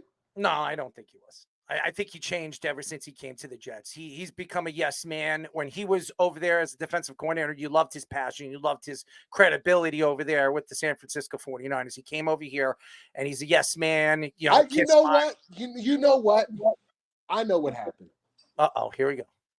When the Giants got cable, that's when it changed for you because he's more passionate than Saleh. That's what happened. So now you're comparing one to the other when you should be giving Robert Saleh his own bucket of passion. I got one passion for him. That's why I call him Bambi, okay? Because that's what he is. I bet Robert Bambi Saleh. I bet that name didn't come until the Giants got their head coach. No, it's been coming, man. It's been coming. During the show, I was like, you know what? I love Disney movies. You know who he reminds me of? He reminds me of Bambi. Yeah, and everybody's like, do you remember Bambi? His mother dies, and then he's trying to find his way. That's what Robert Saleh is. He's never gonna become a man. I'm gonna find the passionate Jets clips of Robert Saleh and send them to you. Well, good luck on that. I hope you find some of them because there's a lot of bad ones. They're definitely from his. I definitely know his first year. I remember a play in my mind where he's like running down the sideline, yelling at the ref. I was like, "Oh yeah, that's what the Jets." Yeah, he was running after the ref, saying, "I want a sausage. Get me a sausage." That was probably Rex Ryan, except he couldn't run as fast. Oh gosh, that's Robert Saleh for me. Darrell, we love you, man. Yes. We're going to be in touch. Yes, thanks for having me. We're doing the Jets-Broncos game. Absolutely. Zach Wilson Bowl.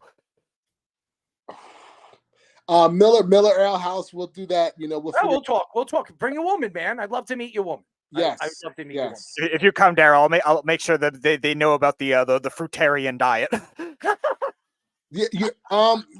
Depending, we might be past 120 days. I doubt it, but yeah, I doubt it too. I don't think you're going to be sticking on that. Yeah, I'm going to do it. What do you mean? He's giving you a look. I'm going to do it. This is already done. It's already done. What are you talking about? Hey, Fish, you were supposed to put Hassan Reddick's agent as the next head into the T-Rex mouth. All right, so yeah, we'll talk. We'll catch up. Absolutely, and looking forward to it. Thanks for having me. Absolutely. Interruption. You're not interrupting. Pardon the interruption. Well, that I didn't like that show, and I still don't. Anyways, Darrell, we love you. All right, you guys take care. I love Darrell. He's great. Oh yeah, he's great personality. He's got a great personality. You know, he's good. We'll go to an NFL game with him. That'll be fun. Zach Wilson Bowl.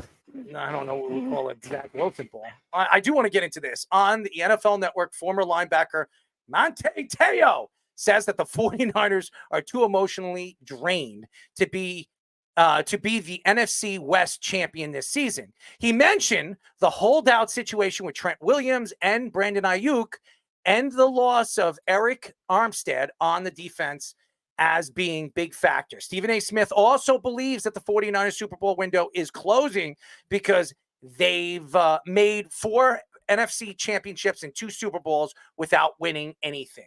He added that he has doubts about Brock Purdy without Brandon Ayuk, and the 49ers trading Ayuk would also close the window. Trent Williams said he is still going to be holding out of practices and games without a new contract. The NFL Network's Mike Garofalo says that he expects Ayuk's holdout to extend into the regular season as well if he doesn't get paid. The 49ers have the second highest Super Bowl odds, only behind the Kansas City Chiefs. All right, let's get into this. First of all, and I love you, Manti. Why is Manti Teo telling us anything? I mean, he should be, holding out on, women that actually exist. I'm just kidding, man. Right there. I'm just kidding. I think there's a lot of things to argue about with what Manti said and where Stephen A. Smith is going with this. I don't think the window is closing for the 49ers. I don't. George Kittle's still there. Debo Samuel is still there. They brought in another wide receiver that is pretty damn good. Brock Purdy just needs to be competent. This defense is still elite. They still have Nick Bosa there. Their secondary is very good. I mean, for anybody to sit here and say that the window is closing, it's ridiculous. As long as Kyle Shanahan is there, and I'm not a Kyle Shanahan fan, but as long as Kyle Shanahan is there and John Lynch is there, this organization is going to be amongst the NFC's elite. So for them to come out and say that the window is closing, that's ridiculous. That's one. Number two, when you speak about the fact that Brandon Ayuk and Trent Williams are not getting what they want. First of all, Trent Williams signed a contract a couple of years ago. He was one of the highest paid tackles in all of the NFL. Now that there's other tackles getting more money than he is, he's emotional and he feels because he's 38 years old, he deserves more. I think Trent Williams is Trent Williams because his personality is raw and he's going to go out there and he's going to say or do whatever he wants. And I still believe Trent Williams without a contract will show up one way or another this season. There's no way he's going to sit out and he's going to decide, hey, you know what, I'm not playing this year if I don't get an extension. I believe Trent Williams is going to break the barrier before Brandon Ayuk. Brandon Ayuk is either going to get traded in the first 3 weeks of the season or they're going to sign him. Now, I still think the 49ers are going to find a way to negotiate a deal where they're going to be able to sign him. But if they don't, he's going to be gone. I could see him going to Pittsburgh. That's a team that's still after him. I could see the Patriots. If Drake Maye is as gifted as I believe he could be, and he shows the first 2 weeks that he can get the ball down the field and everything, why wouldn't Brandon Ayuk be a good fit over there with Drake Maye? So there's a lot to think about when you speak about the fact that when you're looking at where they are last year and what they are this year, they're different. Eric Armstead was a big defensive lineman. He's a great part of their defense last year. He was getting old. I mean, how old is Eric Armstead? He's got to be about 29, 30 years old. He's going to be at the tail end, maybe 2 years left at an elite level. They have done this many, many times, and the 49ers have found pieces to fill in those sectors of their defense, and they haven't missed a beat. This is still an elite defense. I'll be very surprised if they're not a top 5, top 6 defense in the NFL. They're going to be. So for anybody to think that this window is closing, it's ridiculous. As far as Mike Garofalo saying that Ayuk is going to hold out, he is going to hold out. He's going to hold out as long as he possibly can. And I think that the 49ers are going to have to make a decision. If they want him, they're going to have to pay him. If they don't, they're going to have to move him and get as much as they possibly can back for him. I thought that the best time to move them was during the preseason because there are a lot of teams looking for a number one guy, and Brandon Ayuk would have been the best option to move because you probably would have got a second and a third, or maybe even if a team's reaching a first for Brandon Ayuk. And to wait this long, if they do move him early in the season because they can't sign him, you're not going to get as much back for him because you know those teams are going to know you can't sign him, and his worth for what he is and what type of player he is going to go down because they're trying to move him and trying to get rid of him. So I just think that right now the 49ers put themselves in a really bad situation. That doesn't mean their window is closing. I think it's emotionally drained. Why are they emotionally drained? What makes them emotionally drained? Because they lost against the Chiefs in the Super Bowl? How many teams have lost against Patrick Mahomes? Patrick Mahomes has already won 3 Super Bowls. He's won 3 of them. Well, how drained are you going to be? This guy is one of the greatest quarterbacks already ever. To sit here and say that it makes them drained? No, it doesn't. They lost against the one team that could beat them. If anything, that's going to give them more emotion to go out there and put up better numbers and put up the numbers that they believe they could put up all season long and go out there and try to play Kansas City in the Super Bowl to knock them off. I think that gives them more drive. The fact that they lost against Kansas City to 2 Super Bowls, back-to-back Super Bowls, not back-to-back year, but you know what? Yeah. Both times that they've met Kansas City, they've lost against them, and by very little margins. I think that the 49ers believe that they're better than the Kansas City Chiefs. Now, obviously, their quarterback is not better than arguably the greatest quarterback in the league right now, but all around defense, I think the 49ers are better. The weapons that the 49ers have are much better than the Kansas City Chiefs. I mean, it's just a quarterback play. And maybe the coaching. Andy Reid is a better coach than Kyle Shanahan, but it took Andy Reid a long time to get where he is today. Remember on the Eagles, he could never get over the hump. He couldn't beat Bill Belichick, could never get over the hump. Now he has Patrick Mahomes. It's a different ball game. It's a different game. So again, you have to look at, how long it took him to get over that hump. And now Andy Reid can't lose. He can't lose. He's always winning. I mean, he's eating a lot of hamburgers and enjoying himself at Wendy's and McDonald's and Burger King with all the commercials. And hopefully he doesn't have a heart attack. But all in all, I mean, Andy Reid, there's nothing but winning with Andy Reid now in the last, 7-8 years. Yeah. Quickly before we get our guest on too, the parallels are very similar with Andy Reid and Kyle Shanahan, because Kyle Shanahan has the late game fourth quarter question marks, and Andy Reid had that same kind of thing when trailing, kind of in reverse, when he couldn't manage the Kyle's clock. Got to eat some more hamburgers. When he couldn't, he was managing the clock when they were trailing and being too conservative at certain points. And Andy Reid had that same kind of problem in Philadelphia, and even early on in his Kansas City career when he had Alex Smith. Now, Patrick Mahomes obviously is a talented quarterback that can alleviate all that. The Chiefs are coming back from all these double-digit deficits. It's 2 different things, but with the 49ers case, there's still plenty of time for them to learn. And that's why they have to make sure that they can keep these guys happy, to keep this window open, because Brandon Ayuk, I've mentioned many times, I would not trade if I were the 49ers, because they don't have another receiver that's as polished when it comes to a well-rounded skill set that same way. Ricky Pearsall's more like Debo Samuel than he is like Ayuk. A good defense has been able to take that out at certain points. And Brandon Ayuk is such a precise route runner and deep threat to make that work. And same kind of thing you mentioned with Trent Williams a couple of weeks ago. Yeah. You lose Trent Williams on that offensive line, they are like below average. Yeah. They're like bottom 10 probably in the league. So but he's going to have to understand. Trent Williams is going to have to understand he's under contract, and I think he will understand one way or another. He's not going to want to miss out, a certain amount of games this season because as an offensive lineman, you need the reps. And if you're going to just walk right on the field, it's in term for injuries. And with him at 38 years old, all it takes is one bad injury and his career is over. So right. I think Trent needs to understand that you're in a position right now that how many years do you have left?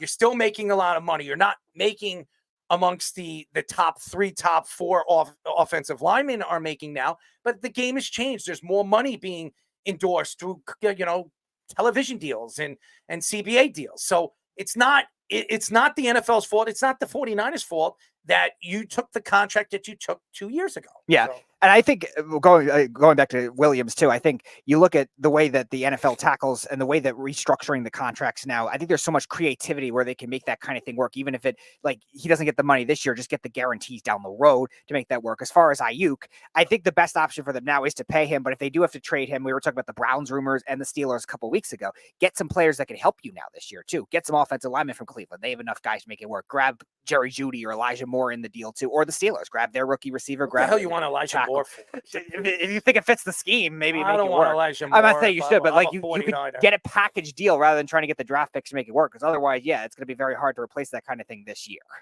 I remember, and before we get our guests, I remember when Brown came out and on the Eagles, and he came out and said when he was there with Elijah Moore, when the Jets drafted him in the second round, he's a better wide receiver than me. This guy's going to be a beast in the NFL. Yeah, he's a beast, all right. He's a beast when his anti-Semitic views and his thoughts off the field, and when he's on the field, he disappears off the face of the earth. So I was so happy Elijah Moore was no longer a New York Jet. So, and I'm sure the Browns are going to be very happy when they can move him if they can. But anyways, when we come back, ladies and gentlemen, he's been very busy as he's been blowing up all over social media. And, a lot of people love him. He is a Red Sox and, Boston Celtic fan. I'm kind of a little lost with that. We will be talking to the Score NBA data science manager, Seth, Anchorage Man, Partnow. But first, our Sports Minute with Tommy Scoops. This is the Sports Loudmouth Sports Minute. Are you ready to get loud? with Tommy Scoops. It is the top of the hour, and everybody knows that I am Tommy Scoops to bring you guys the Loudmouth Sports Minute. And over in the NFL, the kickoff rule gets a short discussion and no changes at NFL meeting. Owners met earlier today to discuss an update on the new kickoff rules. However, a lack of discussion will leave new rule changes unchanged. More NFL news, the Browns are set to keep 4 quarterbacks on initial 53-man roster. After confirming the team's set 53-man roster, head coach Kevin Stefanski says that the team will keep all quarterbacks and will not set the depth chart at any position. Lastly, the Eagles announced that they are keeping cornerback James Bradberry. The team announced Bradberry will make the 53-man roster as the veteran can rely on the team defensively. Now it's time for Scoops and Scores. We're currently over in the MLB. The Nationals have a 4-1 lead over the Yankees at the top of the 9th, while the Cubs have a 9-3 lead over the Pirates at the bottom of the 8th. Currently at the bottom of the 8th as well, the Phillies have a 5-0 lead over the Astros, while the Athletics have a 5-1 lead over the Reds at the bottom of the 8th. Currently at the top of the 7th inning, the Red Sox have a 6-2 lead over the Blue Jays, while the Braves have a 4-0 lead over the Twins at the top of the 5th. Currently ending the 4th right now, the Padres have a 4-2 lead over the Cardinals, while the Brewers have a 2-1 lead over the Giants. That is currently all the time I have for you guys right now. I'm going to kick it back to the boys for the continuation of the Sports Loudmouth. This is the Sports Loudmouth. Willie Whopper, Speedy! Willie Whopper! It's good for both. Spank it. 631-672-3108 is the number to call. No Jeff. Very surprising. I haven't heard from Jeff in a long, long time. Very long time. I did wish him a happy birthday. He was drunk and in his own little world over the weekend. But happy birthday to Jeff. I never really get a chance to do that. Go to our website at www.worldwidesportsradio.com. Check out all our shows throughout the week, including the Loudmouth with me and Speedy Petey, every single Tuesdays and Thursdays at 7 p.m. All you have to do to tune in and check out our local listings for all our shows is go to our website at www.worldwidesportsradio.com. Before we get Mr. Anchorage Man in, go to Bovada, ladies and gentlemen, on our link. Hit our QR code 100% on your first deposit. That means if you invest $100, you get $200. $200, you get $400. $400, you get $800. $800, you get $1,600. You go on and on. If you have $1 million, you get $2 million. I don't know if you're going to throw $1 million down on betting, but hey, there's there's guys like Jake Paul or one of those idiots. They might do that. All you have to do, and by the way, you can bet on almost anything. Like the presidential election, that's a debacle. You can withdraw from Bitcoin, Ethereum, and Litecoin. The only one, as far as apps are concerned, for betting that you can bet and use your Bitcoin. No limitations on what state, except here in the tri-state. They do not, and we cannot use Bovada here in the tri-state, New Jersey, Long Island, and Connecticut. But everywhere else, practically, you can use it. All you have to do is hit our link, and you can get the deal. And by the way, ladies and gentlemen, if you're anybody or any fan out there is a StubHub fan or a Fanatic fan, you can go on our page and buy whatever you want on Fanatic, 25% off if you use our link. And if you go to StubHub, probably I think it's 10 or 15% off of any tickets that you get when it comes to sports games, concerts, anything. Hit our link. Now, ladies and gentlemen, he's back. He's been busy. He's been hanging out. As we all know, Snug the Cat is in love. We're now talking to The Score NBA data science manager, Seth, Anchorage Man, Partnow. Mr. Seth, what's up, buddy? How you doing? You always accuse me of being a Celtics fan. We've been through this. I grew up a Celtics fan. I know. As you know, you work in sports. Your fandom can it disappears. Yeah.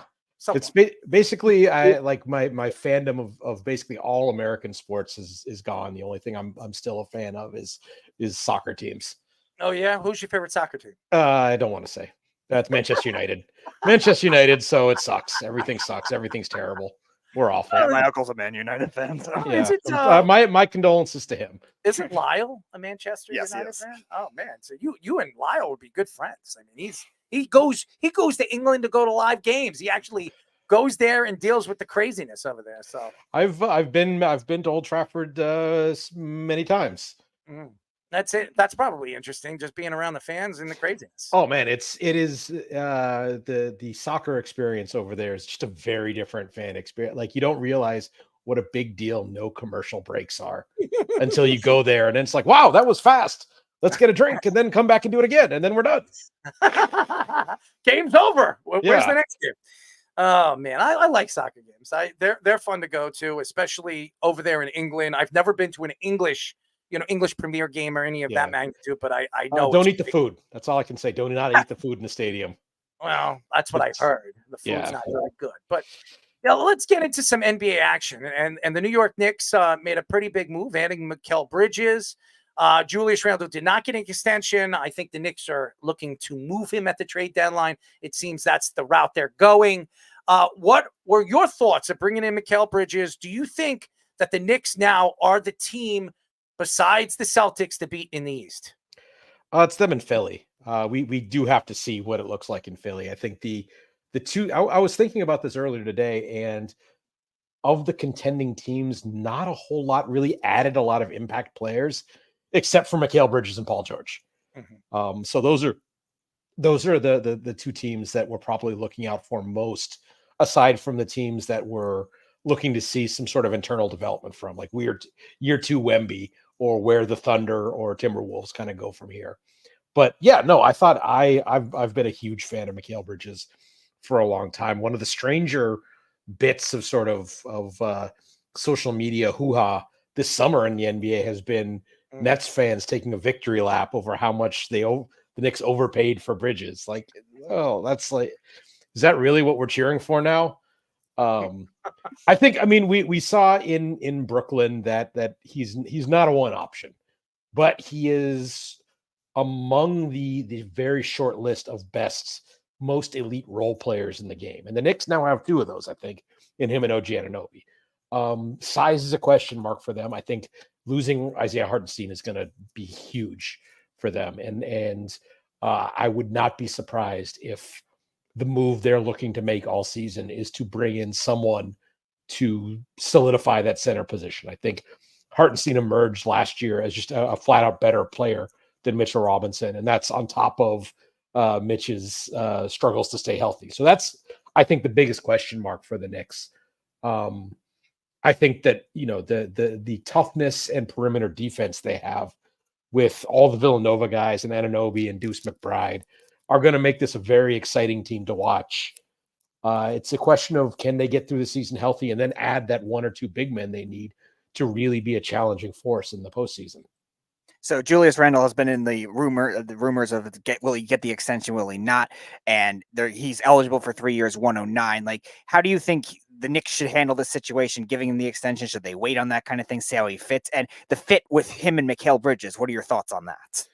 I don't. I kind of think we saw in the playoffs last year where Randle was absent that the style of play was, I think, more playoff ready with Randle not involved. Now they were a body or three short by the end of that run, but I think that the sort of the small ball with a bunch of tough guards just worked better than the ISO heavy.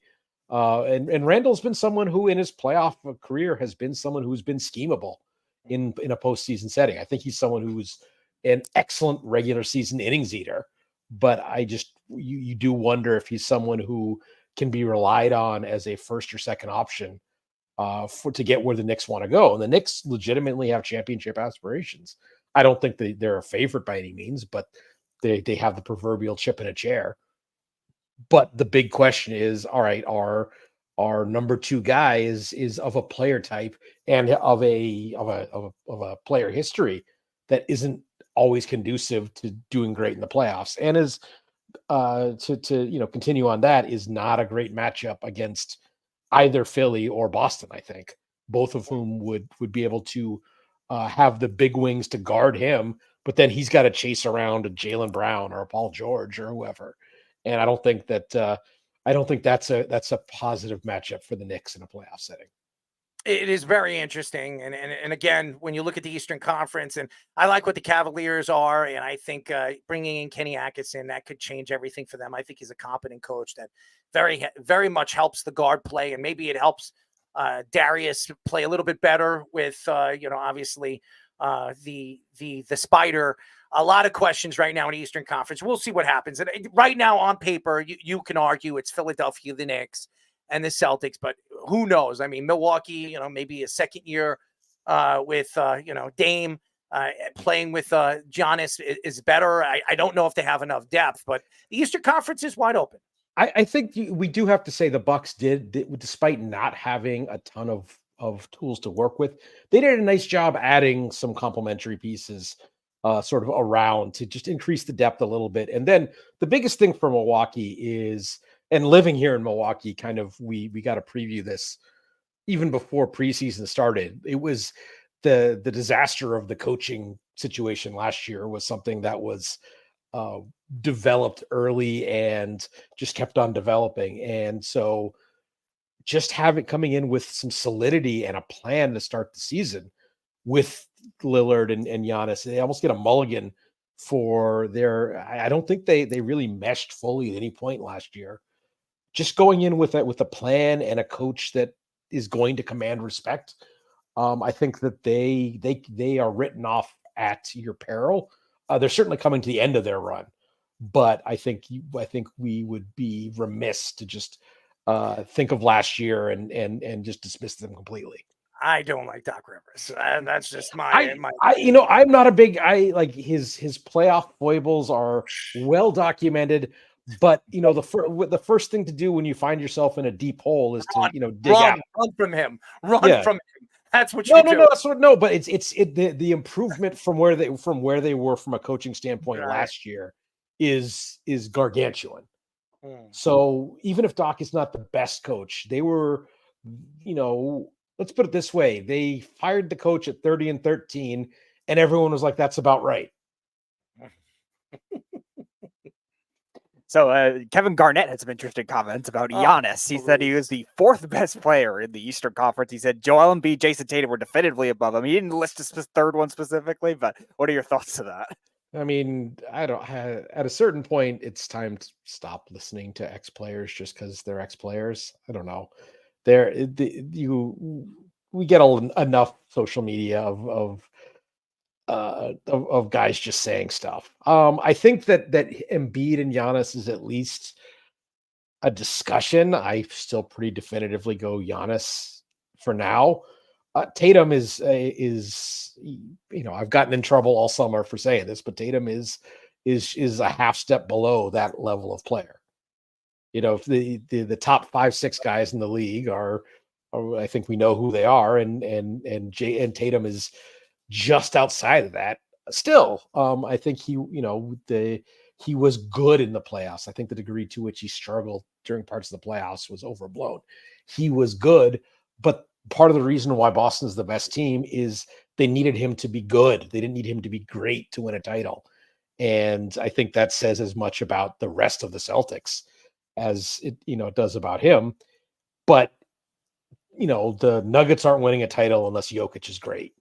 The Knicks, the Sixers aren't winning without Embiid being great, and so on and so forth. So I think that Tatum is just outside that group, and I don't want to bring the Olympics into that, but guys played over him, and it did not make sense, even though there was a lot of outrage about it, which was nonsense. Like it's not a boys and girls club trying to win an Olympic medal here, and you have 12 all-stars in the team. Someone's not going to play, and Devin Booker is not as good a player as Jason Tatum, but he certainly seemed a lot more willing to accept a role that's very different from his star role with the Suns. Oh, you need me to chase guys around a defense and go stand in the corner? Yeah, I'll do that. And it's not entirely clear that Tatum really wanted to operate that way. So if you're the coaching staff, I think it's a very defensible decision. You could certainly build a Team USA with that roster featuring Tatum. But that's not going to happen on Steph and KD and LeBron's last go around. So anyway, that's that. We are talking about the Olympics. I don't know why I brought that up. I haven't done a ton of radio or pods since the Olympics happened, so I'm still annoyed by it. Well, don't worry. We are talking to the Score NBA data science manager, Seth Anchorage Partnow. Speaking of the Olympics, Jaylen Brown was not very happy about a lot of things that happened at the Olympics, and White being picked over him was something that really set him off. And then he went after LeBron's kid. He's been going after everybody in so many short ranges of craziness. And now all of a sudden you're going into a new NBA season. Him and White might not be, okay with certain things that he said before the Olympics. And even the Jason Tatum thing, he even threw Jason Tatum under the bus. He said, listen, who is the MVP of the finals? I was. Why is Jason Tatum on this team? I should be on the team. So there's a lot to hear, and now everybody's don't wear Adidas. I mean, Jaylen Brown is, he's not wrong on a lot of things that he said, but, what's going to go on in that locker room when this team? They're going to be 40-14 at the All-Star break, and no one's going to remember any of it. No, and the Derek White thing is it's the same. It's a little bit the same thing. Like Jaylen Brown would have been the 7th wing scorer on Team USA. And so maybe having, 2 winning play, don't need the ball guys and Derek White and Drew Holiday, both of whom were pretty good for Team USA in that role. Like, we're not just assembling the 12 best players, we're trying to put together the best team. And sometimes that means that guys who aren't quote unquote as good, but fit roles make more sense. Like, I mean, to get back to where we started, I don't think that if the Knicks traded Julius Randle for a center, Julius Randle's probably going to be a better player than whoever they trade him for. I think that as long as it's someone pretty good, on balance, it would make the Knicks a better team, even if on just sort of raw stack up the talent, it didn't. And that's the amazing thing about basketball is that it's not like baseball where you just add, you add the WRC plus or whatever together and that's how good your team is. It's, guys play differently in different spots. A guy, Mikal Bridges is not a 1 option, but he's a better number 3 option, number 4 option who's going to play a lot of defense and spot up than a lot of guys who are like, let's put it this way. Would the Suns rather have Bradley Beal or Mikal Bridges right now? Oh, you know the answer to that. Mikal Bridges. Yeah. 100%. It's not even an argument. And and just to kind of jump on you back on that. And I know what you're saying. They'll be 40-14 and the Celtics, but there has been a lot of things said. And I never liked Jaylen Brown, even when he was drafted. I like him even more because he's the bad guy of the NBA now. Everybody don't like him. And everybody's got to say, he's taking shots at a kid that can't defend himself. LeBron James hasn't even said anything. This is funny. To me. I like it. Let's be fair here. He was caught like talking to someone courtside. He wasn't doing an interview. He was saying something courtside that there were a lot of people in Las Vegas at Summer League saying. Now, I don't know. I don't think that's fair because a lot of second round rookies don't look very good at Summer League. But the level of it's not like he went out there and took shots. I mean, we're doing like silent lip reading of him, talking courtside. That's kind of not fair. One of them was, the Fish was mentioning in the comment section. One of them was Angel Reese, so it's going to go viral in that sense. And then Jaylen Brown taking shots with Bronny James, the talk of the summer. Come on, it's funny, man. And Jaylen Brown, it's what he is. And Jaylen Brown likes to cause controversy. If anybody doesn't know who Jaylen Brown is, I think you'll know now that he is not one that's going to hold back on what he says. He's going to say what he feels, and he's not going to hold back. So never has been. No, and I respect him for that. That's what I've become a fan of Jaylen Brown. I hate the Celtics, and I'm a Jason Tatum fan because he played for Duke, and I'm a Duke fan. But of course, I was never a Jaylen Brown fan, but I like that he become the bad guy. Him and Joel Embiid are and Draymond Green and Brooks are four guys that people just can't stand. So I love it. I love when there's bad guys in the game. You In the need a 90s, good heel. Yes, You need a good heel. You do. Yeah. You do. And I think Jaylen Brown brings that to the forefront. I think he is a good heel. I think he says what he feels, and he goes out there and he puts up the numbers. So, and he's got something to, he's got something to brag about now. He is an MVP in the finals, and he is an NBA champion. So he pretty much is telling you to kiss his ass. He also, I mean, we have to give him a lot of credit. Also, he's someone who, after the disappointment of last year's playoffs for the Celtics, and he's talked about this, he went back and said, I need to get better. And he did. He's never going to be confused for, a Meadowlark Lemon as a ball handler, but he improved a great deal as a ball handler. And so, and his improvements were material and were why he was the best player across the last two rounds of the playoffs. And so, someone especially who reaches the level that he does gets a playoff disappointment. And it's like, we weren't unlucky. It wasn't this, it wasn't that. I need to be better. And I respect that, just from a competitive standpoint. And frankly, there's probably some players at the upper echelons of the NBA who would do well to take that lesson. So some of the stuff that you've mentioned, and also within your books, and also with your the data science you do now with the Score and all the other companies you work with, talk about that and how it's impacted each season from this season to comparing to other seasons as well. Some of those concepts that are brought up in that. Oh boy, where do you want me to start? The biggest thing about talking about the book is just how we got where we are in the NBA in terms of the pace and space and 3-pointers, and it's not just an analytically bent, but it was also some rule changes and some style changes. And you mentioned Kevin Garnett. Like, a big part of the reason we are now is there was a generation of big men, Kevin Garnett and Lamar Odom and Duncan to a little extent, Dirk Nowitzki, who for the first time were really allowed to play facing the basket. And the way that changed the dimensions of the court, instead of your power forward or your center running down to the block, sticking their hand up in the air, saying, throwing me the ball, they're spaced out facing the basket. And that just opens up, different concepts. The most valuable real estate on the court, you can say whatever you want about, 3-point arc and stuff like that. The most valuable area in the court is still the area right around the rim. Dunks and free throws are still the best shots in the game.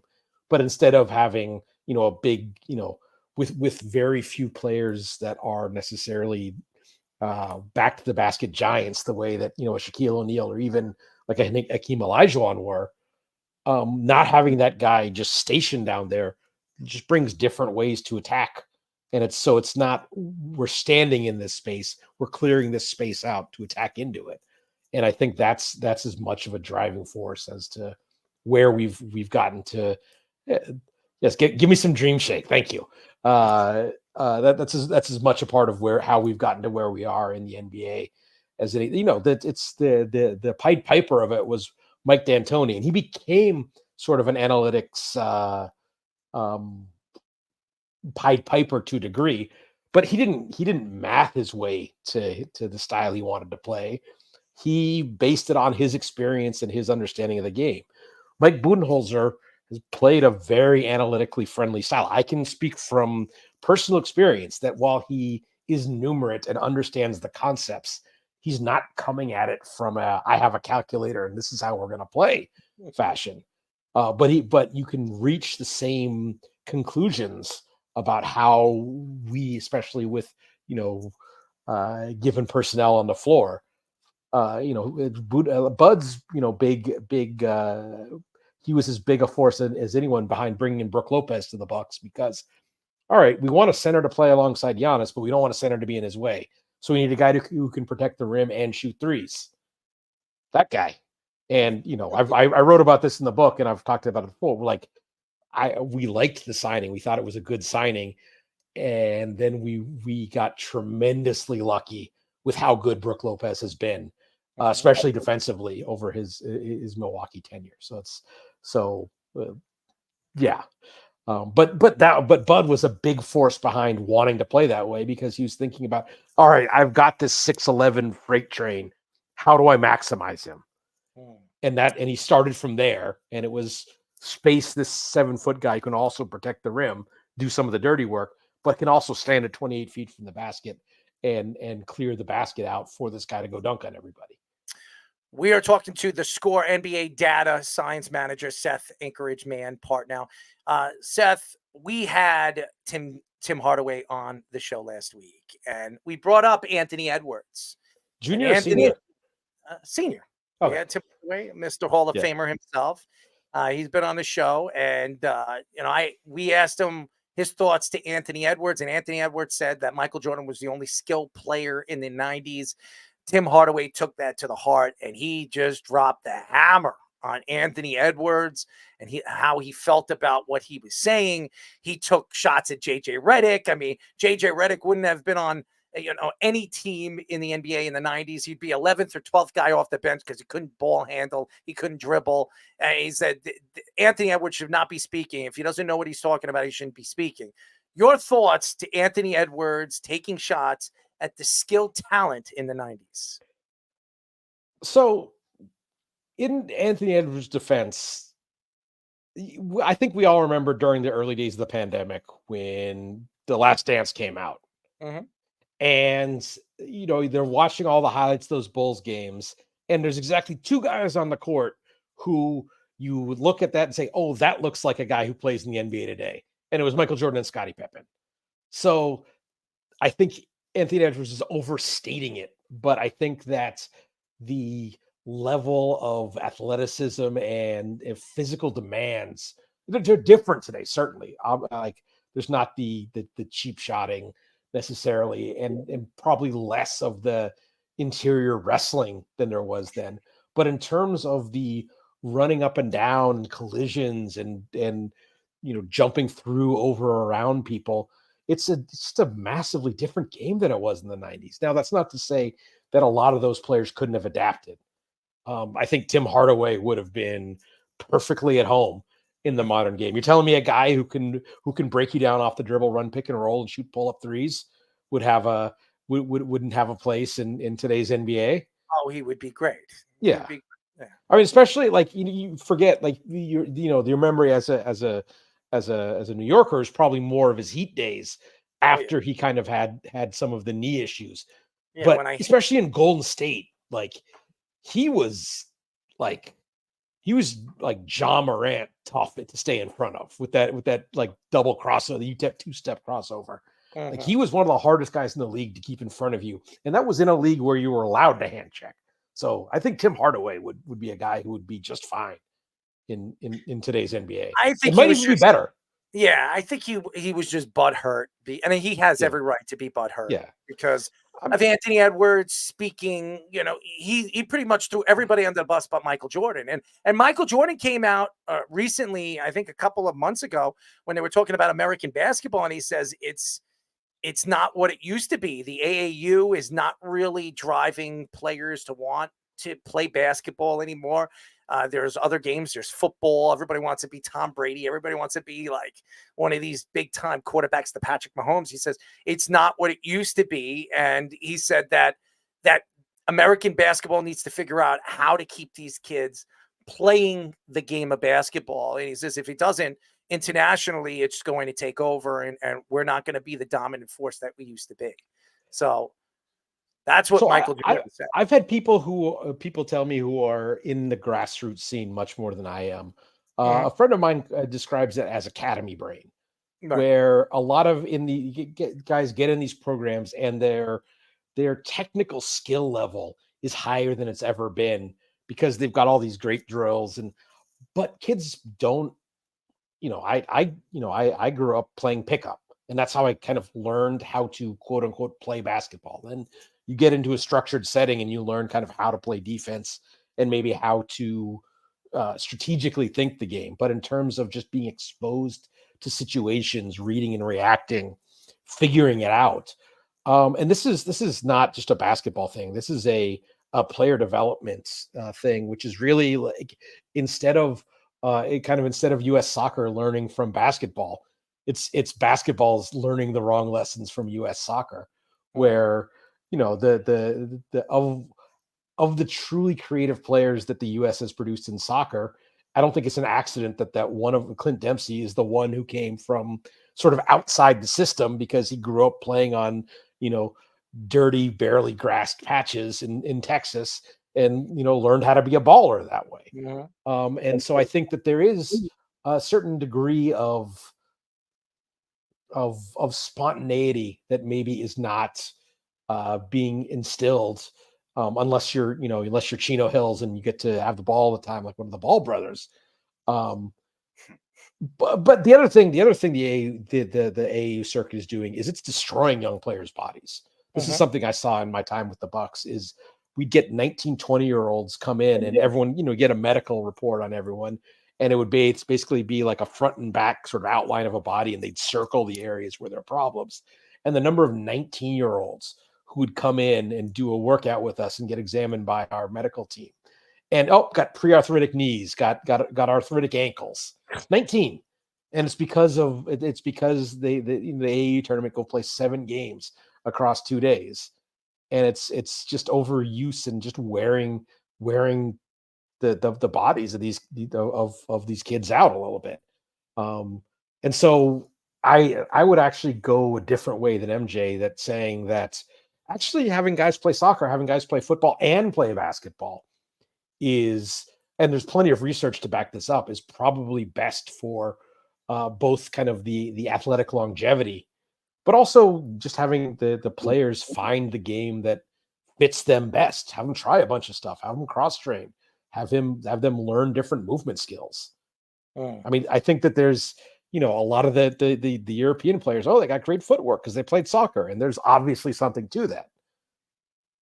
Quickly before we let you go, it's just one of our big fans of yours. He has a soccer question for you. Why does Manchester United wait to bring in so long Xerxes and Garnacho, the 2 most dangerous Red Devils?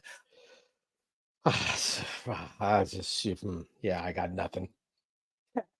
Sorry, so he couldn't answer your question. No, Garnacho is an interesting one. He wasn't my favorite player, but he developed over the course of last year, and it is he probably should start, but we'll see how they develop. The smart money suggests that they'll probably have a new coach in a couple months, and then we'll see.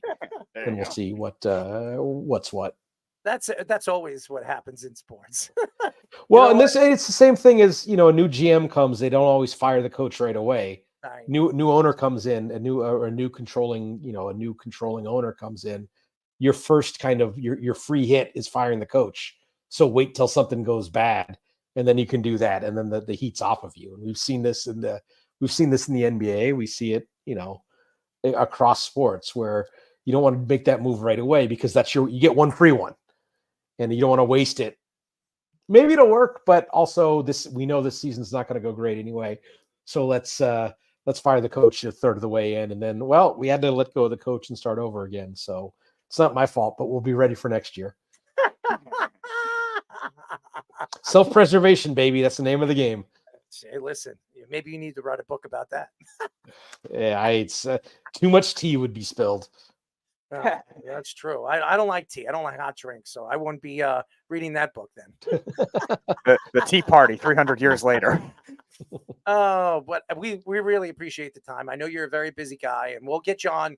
We'd love to get you on more sooner than later. I know you're, like I said, you're very, very busy, and the basketball season's right around the corner, but we appreciate the time as always. It's actually easier during the season because there's this little thing that actually starts tomorrow called school, which makes life easier for all of us parents because they're out of the house and sleepy when they come home. So it makes everything easier. Daddy Dukes, Daddy Partnow.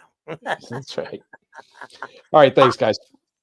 Mr. Anchorage Man, ladies and gentlemen, as always, as Snug loves him, and a lot of different Boston fans love him. We love him too. I mean, Boston fans are not my biggest fans. They think I hate them.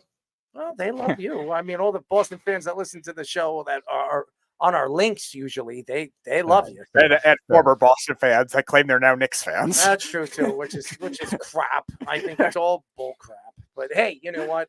It's okay. It's okay. We can use all the fans we can get. I mean, being that we're supposedly the Mecca of basketball. Or maybe they could hire them to be Nets fans because the Nets don't have any. Well, the Nets won the offseason. They got all the draft picks from Mikal Bridges. Ooh. Cam Thomas is gonna get a bunch of buckets, and they're gonna go 23 and all in the 20s and at the end of the draft. So great move.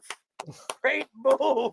By the time they get a good pick, it'll be in the third in 2031. So good move. Great move, by the way. It was fantastic. I think Leon Rose looks like a genius on that trade, by the way, but that's just my opinion. Seth, we appreciate you. Thanks for having me as always. Good to chat with you guys. Seth Partnow, fantastic. Great guest tonight. Darrell Reid, always great personality. Seth Anchorage Man, Partnow, always great, as always, with his basketball takes.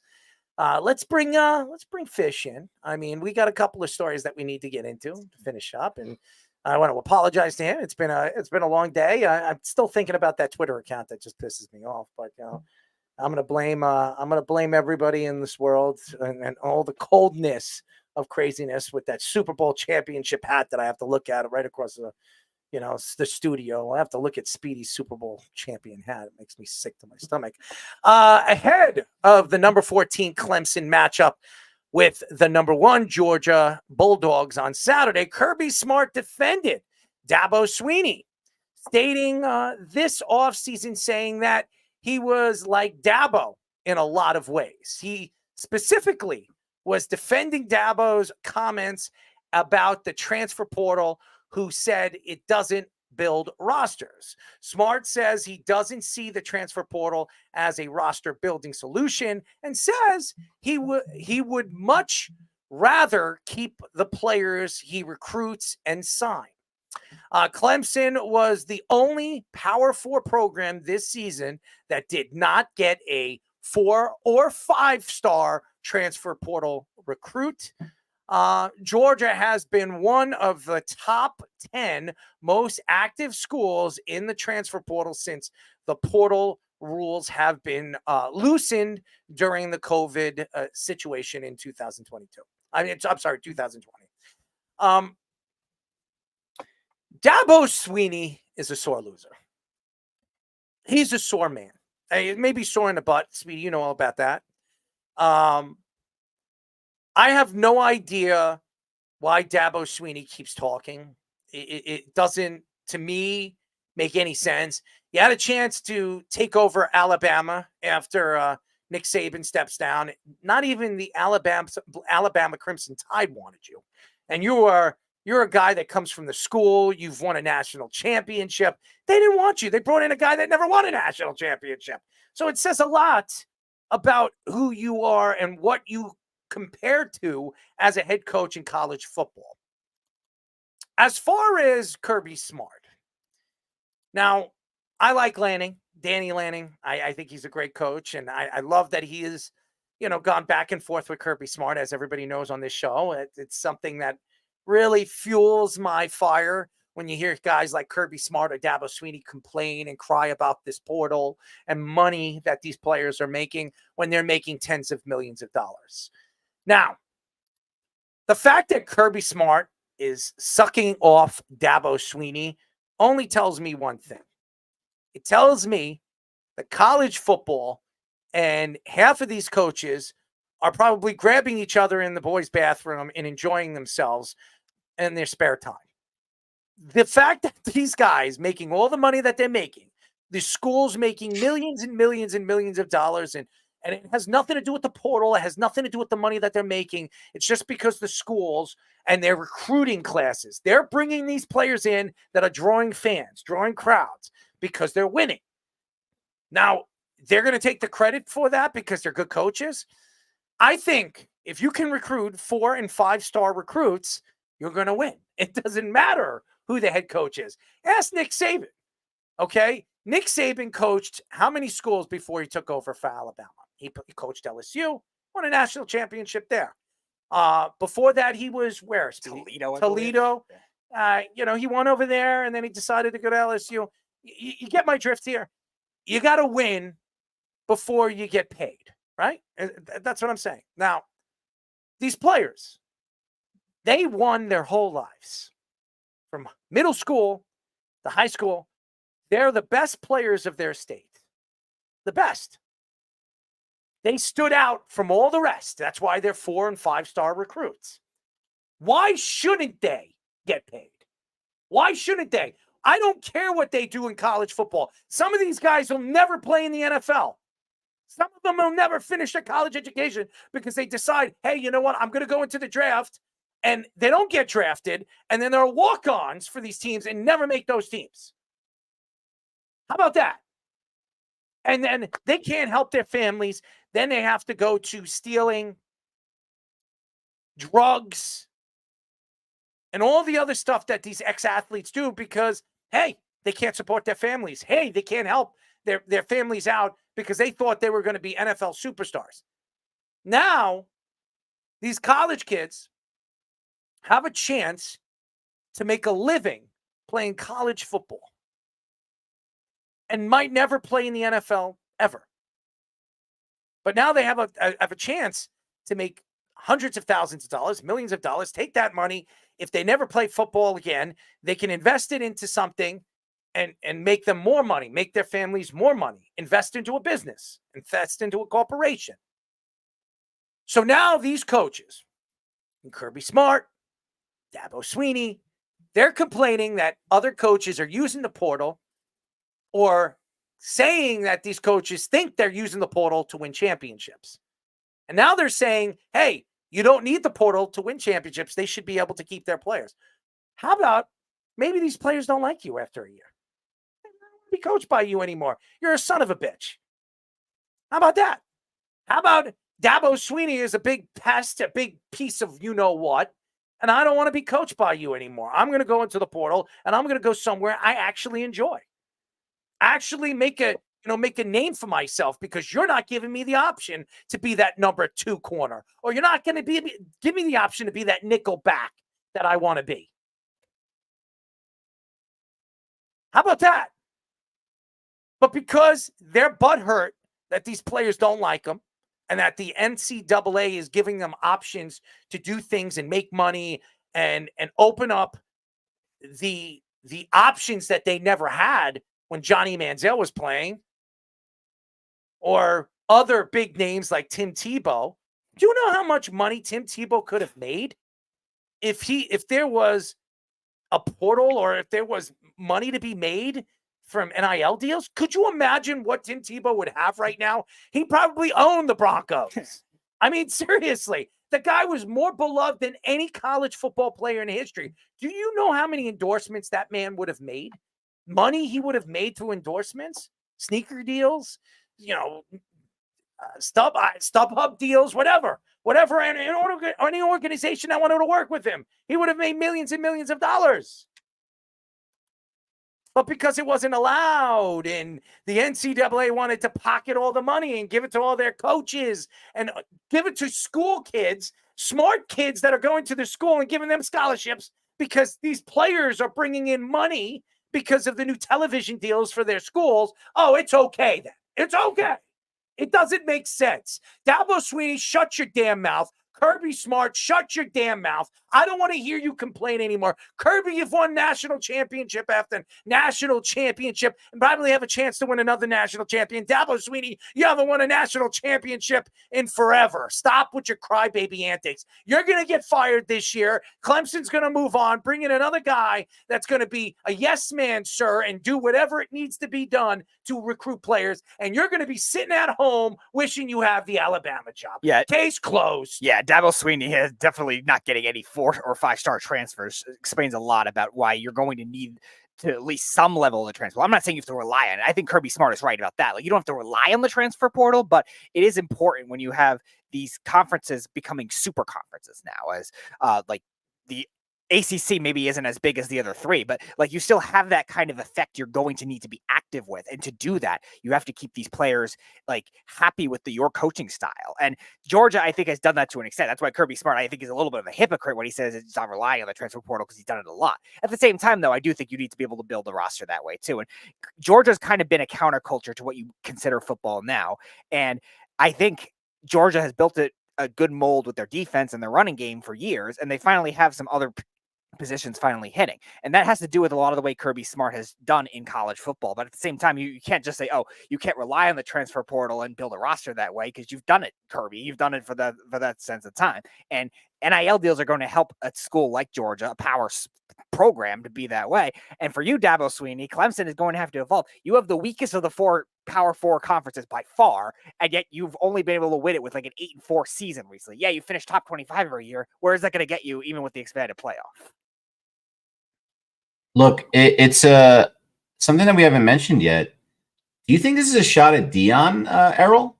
Don't you think? I think it's a little bit. I think they're digging. I think they're trying to dig, but I don't think Deion Sanders even gives a crap what they think. But well, the transfer portal thing, Deion set a record, of course, with 53 transfers for this season and 86 new players total, which is ridiculous. You know, that's like 2/3 or more of maybe 3/4 of the team roster that he's just overdoing. Now, look, we know Colorado wasn't a good program when he got there, and we understand guys were going to leave, but this is a little crazy.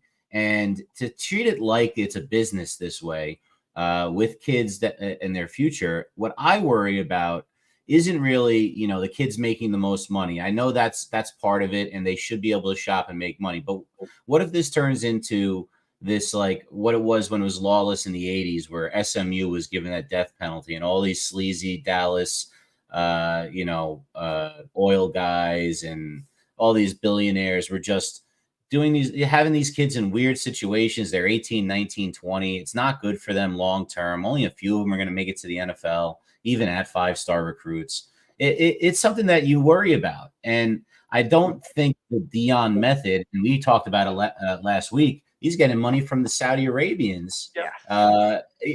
I mean, what are we even talking about here? This is out of control. Like, let's let people get their money, but let's not make it blood money, fellas. By the way, we have Keith on the phone. Keith, you're on. And mute the background. Keith, you're on. Hello. Yeah, you're on, Keith. Lower the background of the show. Yeah, I have it off. It was on my cell. Mm-hmm. Yeah, first, I actually think that makes some sense, and it's out of control already. And you said about how these guys, and probably is true, how some of them, if they don't make it, they sell drugs or resort to other things. How about getting the education they go to school for and using that? I don't feel sorry for them one bit. They don't make money. I mean, more power to them making money. Don't get me wrong, but very few are going to make the NFL. First of all, Keith, most of these kids that go and play, college sports, they're not smart. They get into the school because of their athletic ability. They go to those schools. I know that. You know that. We all know that. Yeah. So absolutely true. But they have a choice. So I don't feel bad for them if they don't. That's on them for being lazy. So, but you're okay that guys like Kirby Smart and Dabo Swinney are making tens of millions of dollars off of their talent. That's okay. I don't care. I do. I care. If I'm a player, why should they make the money? Wait, I think I'm the one putting my body on the line. How's that? You're not understanding what I'm saying. I do think the players should make money when they can. Okay, yeah. So what's the complaint? What's the complaint here? The complaint is, if they don't, or they make money, or they don't, they have an option to be like somebody else. Quit making excuses for themselves. Quit being dumb fucks. And you know what? Go take the education. They don't have to be smart to do it, right? You don't have to be smart to get an education. You just got to do your best you can. That's the problem. Is now it's getting too far away from the education, as if it's professional. Because and you say go get the education. Let me ask you a question, Keith. And this is when we grew up as kids, everybody used to tell you, go get your education and you'll be fine, right? Everybody, you got to get a job, right? Right? That's what they say, right? Now the way the world works. Hold on. The way the world works now, you have an education. You're going to get a job right away? Yeah, today there's so many job openings. There's no. First of all, that's not true because we have a person. No, it's not. We have a person. How did they go to immigrants get jobs, Joe? How did they get jobs? I don't know. Maybe because our country is a bunch of retards. That's what it is. I don't want to get into. I don't want to get into politics. Okay. I don't want to get into politics. I don't. I'm telling you right now, there are people that I know. There are people right now that have educations of what they went to school for, and they can't get jobs. So you're wrong, Keith. Absolutely wrong. No, you're wrong. You're wrong. You're wrong. Nephews. Wait, hold on. I have proof. Every single niece and nephew, we're talking about 25 people have all gotten jobs that they went to school for. Every fucking one of them. That's 100% out of 25 and 25. Yeah. Every one of them. Yeah. My cousin's kids, yeah. Engineers, school teachers. All right, so you've got family. I know about 5 guys right now that have educations in many different levels of the world. I'm talking about master's degrees, and one of them almost has a doctorate. Hold on, let me speak. Shut up and let me speak. No, you shut up. No, you shut up. You don't let me speak on my show. Hang them up. Hang them up. Hang them up. I'm not going to be talked to like that. I'm not going to be talked like that. You're going to tell me to shut up on my show? Don't call the show, Keith. Don't call the show. Okay? Don't tell me to shut up. You let me speak. I let you speak. That's the way it goes. It's not your show. Get that through your head. You don't understand. Get it through your head. You want to call the show? You call the show. Respect me like I respect you. And if you don't like it, don't call the show. Fact. Okay? And I'm not going to sit here and tell me to shut up. I told you when you come on the show. Keith, he doesn't want you to call. Put him on. Put him on. I'm going to tell you this. You shut up for right now and let me speak. If you're going to speak on my show, you're going to speak on my show. You're going to let me speak. You're going to let me speak. You're going to let me speak. You're going to let me speak, and you're not going to cut me off. Okay? Now, I've got 5 friends right now. Educations. One has a master's degree. Science. Some chemistry and something else. He can't get a job in his profession. He can't find a job in his profession. He's interviewed for many opportunities, and they have thrown him to the wolves. How about me? I'm in an industry right now. I have a degree in my industry. I have the background in my industry. Tremendous background. I have a tremendous background in radio. Why haven't I been offered a job in the industry yet? How about that? With my background and what I have behind me, my resume. Oh, what are you talking about? It does. Because 10 years ago, because 10 years ago in my profession, if you have a degree, you're getting a job. It doesn't work like that anymore, Keith. It doesn't. It's all who you know. That's what it is. It's not about your degree. So if I get, hold on. Now we're going to go back to the kids, and they go to school for sports management, right? Most of these kids are sports management, communications, because they want to be in the sports. They want to be in the sports world. Okay, they graduate. Some of them don't play professional sports. They graduate. How many guys or girls that graduate from their professions get a job in their profession after they graduate? How many?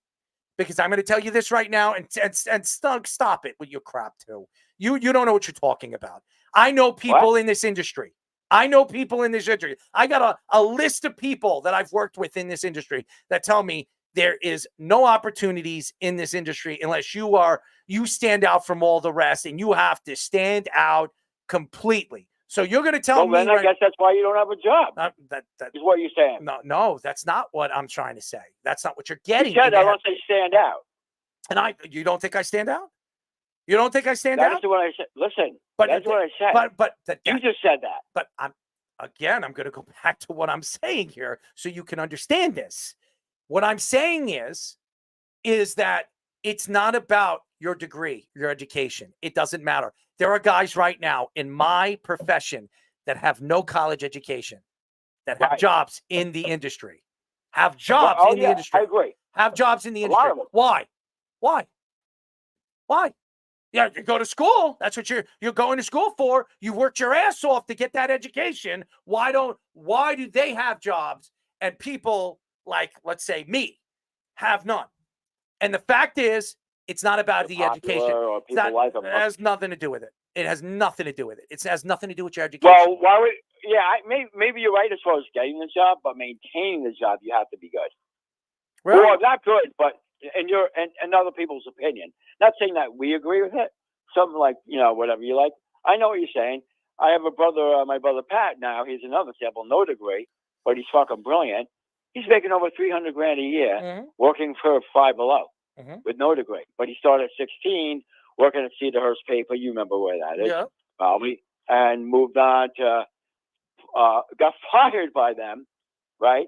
As a manager, got hired by Party City, making whatever. He was smart enough to get the hell out of Party City. Went to Five Below, makes over $300,000 a year. I just got $100,000 stock just so they would stay with him, because Party City offered him a job back for an extra $100,000. That's because he's talented and great at what he does now, right? You can't do that anymore without degrees, but you should be able to if you're good. You shouldn't have to have a degree if you're great at what you're at.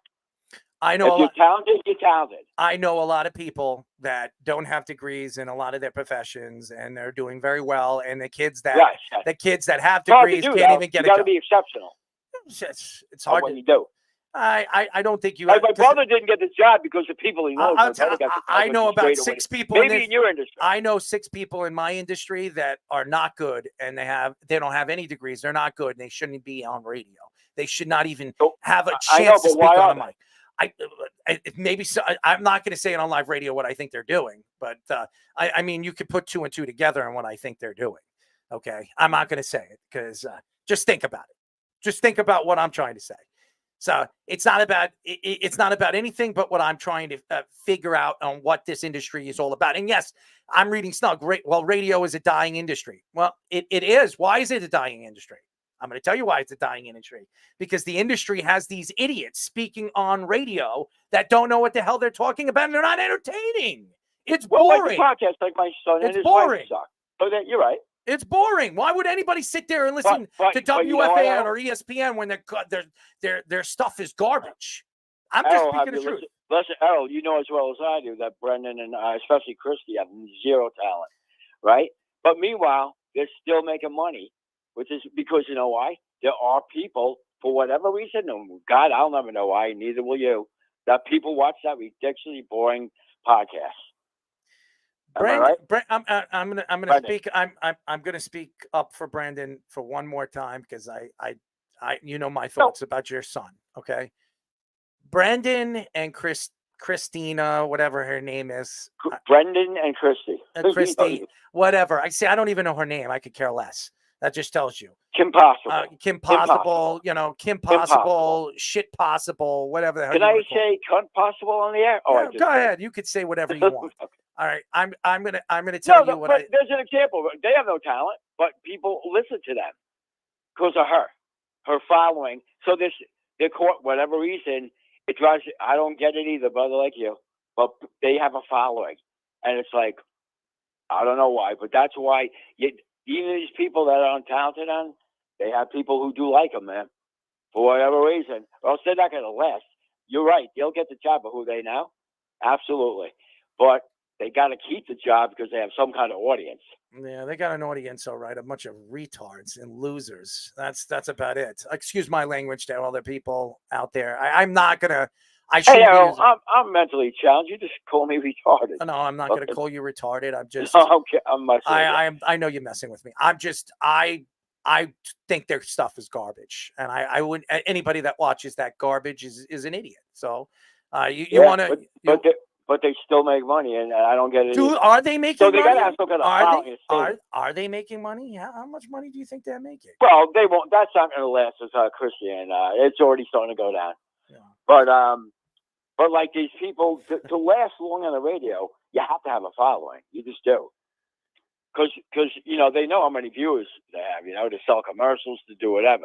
That's why Christy's going to be in history, because YouTube, people aren't going to pay for them to listen to people once their following starts going down. So those are sponsorships. And you know more than I do about that industry. It's the same thing now. your industry. So, but the thing with the kids, all right. So, are they? And more pads to them making money. They always should have gotten paid, but they're still going to only normally. The big disparity there is it's the superstars in college that get paid way more than the little guy, than the linemen who deserve it and everything. And you know that as well as I do. So it's still kind of the same bullshit. Only, at least guys are going to get hurt, like Fish said. Even the 4 and 5 star guys, how many make it? Very few. 270 guys get drafted, and that's it. Right? And usually, like baseball, the hardest sport to make it in the major leagues, more than anything, especially with they come from all over the world, man. Especially whether it be Dominicans or wherever they're from. Yeah. NBA is going to get to because more and more Europeans going to be coming. So the competition is insane. So it is what it is. But the coaches, you also can't fault them for making the money. Dabo has been a very successful coach. Has he? I mean, he was a successful coach. He was one of the best. Yeah, he was. If not the best, top I five. mean, if he was past winning, him, he'd have that Alabama job. I guarantee you, he would have had that Alabama job if he was still winning. But he's not. Why would they want him? Because he's I don't know. He's from Alabama. He played for Alabama. I mean, he stood for Alabama. He was everything of Alabama. I don't think he was that kind of style. Well, maybe when he first started, yeah. That's what I'm saying. He's not winning anymore. His personality doesn't work for them. Well, he has Nick Saban's personality. I mean, both of them are just Nick Saban's an off the hook, great, brilliant guy. So is but Kirby you know what? smart, and he so got is out at Dabo the Swinney. perfect time, man. Who wants to deal with this portal bullshit for them? I'm not saying it's bullshit. It's a pain in the ass. It really is. As you know, I think that's why Jay Wright got out when he did, and is he going to go back?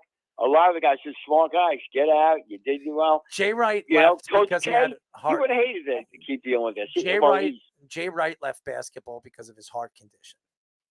So Jay Wright wanted to stay there. He was winning. Jay Wright also wanted to be with his family. Yes, but he had medical But problems. but I'm saying, he was a great coach, and he did awesome. And look what he did at Villanova. Just like Hurley's a great coach. Hurley will know how to handle this because he's coaching at time while he's still young. He has been in it long, and he's smart enough. He'll be in the NBA next year. He'll be in the NBA next year. You'll see. I can't imagine dealing with that crap. Danny Hurley will be in the NBA next year. No. I think so. I know. Not next year. Next year. I think that, listen, he got his contract. No he'll way. sit on it. Oh, I do. I think there'll be a team line. I think he's meant to be a college type guy, like Coach K. He came out and Coach said K and Dean Smith. There are certain guys that just aren't ever meant to be professional coaches, and they're better coaches for it. Thank God that they stay in college. Like, go deal with the NBA crap where the players run the show now. Anyway. There's a lot of things that you said that I would agree with, but I think that, Danny Hurley already came out and said it could be I don't think, maybe someday Hurley, just for the challenge, but I think at least 5 years from now, if not longer. No, I don't we'll think so. see. I think he'll Right, be coaching remember a lot you said sooner this. than okay. Fish? Okay. Oh, Speedy, you'll remember. Yeah. You really think it's going to just take a year of his contract and leave? Year or two, no more than 2 years. Why do you think that? Because I think that the only reason why he didn't take the LA job is because he didn't get paid what he thought he was worth. I think he could have had any open NBA job, really, that was open at the time. He wanted the Lakers job. The Lakers didn't want to give him what he wanted to be a highest paid player, coach in the NBA. So, and it don't matter who's taking that Lakers job right now. Nobody's going to win for a few years. We all know that. It's not JJ Redick's team. It's LeBron James. LeBron James is the player coach. And with JJ, and it would have been the same with Hurley. That's why Hurley didn't take it. Well, I think so too, and I think somebody will offer him a deal that he can't refuse, and he'll go there. So maybe a young team. Yeah. Houston. But for now, I just think he's meant to be in college. OKC. Maybe Danny Hurley should go because he's just a mediocre coach. But maybe he should go. He could. Maybe be all right there. But anyway. Hey, one more thing. As far as like Penix, I think he's going to be a great NFL quarterback someday. Maybe not great, but very good. Okay. And you know why? For example, like Kirk Cousins is certainly a pocket quarterback. Mm-hmm. Okay, so he's still getting jobs, whatever. And he'll never win anything. Well, I shouldn't say never. You never know. But I think it was looking back at it, I think it was a brilliant move by Atlanta. And I'll tell you why. Because it's so hard. First of all, Cousins is 36. Second of all, Penix is older, so that helps a lot. Dude, he throws a beautiful. He's NFL ready now, if you ask me. And a lot of guys agree with that, not just me. But I think from the eye test, I think I got to worry about maybe getting injured. And he is mobile. It's not his first, not like the other guys, but he definitely can be, if need be. You know what I mean? What do you think about that now? I think Michael Penix, I watched him play for Washington. I think he could be a good quarterback, but I'm not going to bet on it. I think Atlanta, reaching, I thought he was a second-round draft pick. I think they reached too quick to grab him. Maybe because the Raiders were probably going to draft him if he fell to them. That was probably why they reached. But he wasn't a first-round talent, and I think I think he absolutely is. I don't. I would have taken him maybe third or latest fourth. I would have taken him over Mayo right now. Okay. I maybe I'm wrong. We'll see. Time will tell. And as far as Mayo, now I know what you guys saying, and he is NFL probably maybe ready than anybody. I think the kid Daniels is going to end up being the best quarterback out of them all. And I think he'll get Rookie of the Year. We shall see. Caleb has a lot more weapons around him. He should be, but I don't know. Something about his mental stability is more worries me with him. I didn't mean to tell you to shut up, and I didn't mean to hang up the phone. It's all good, man.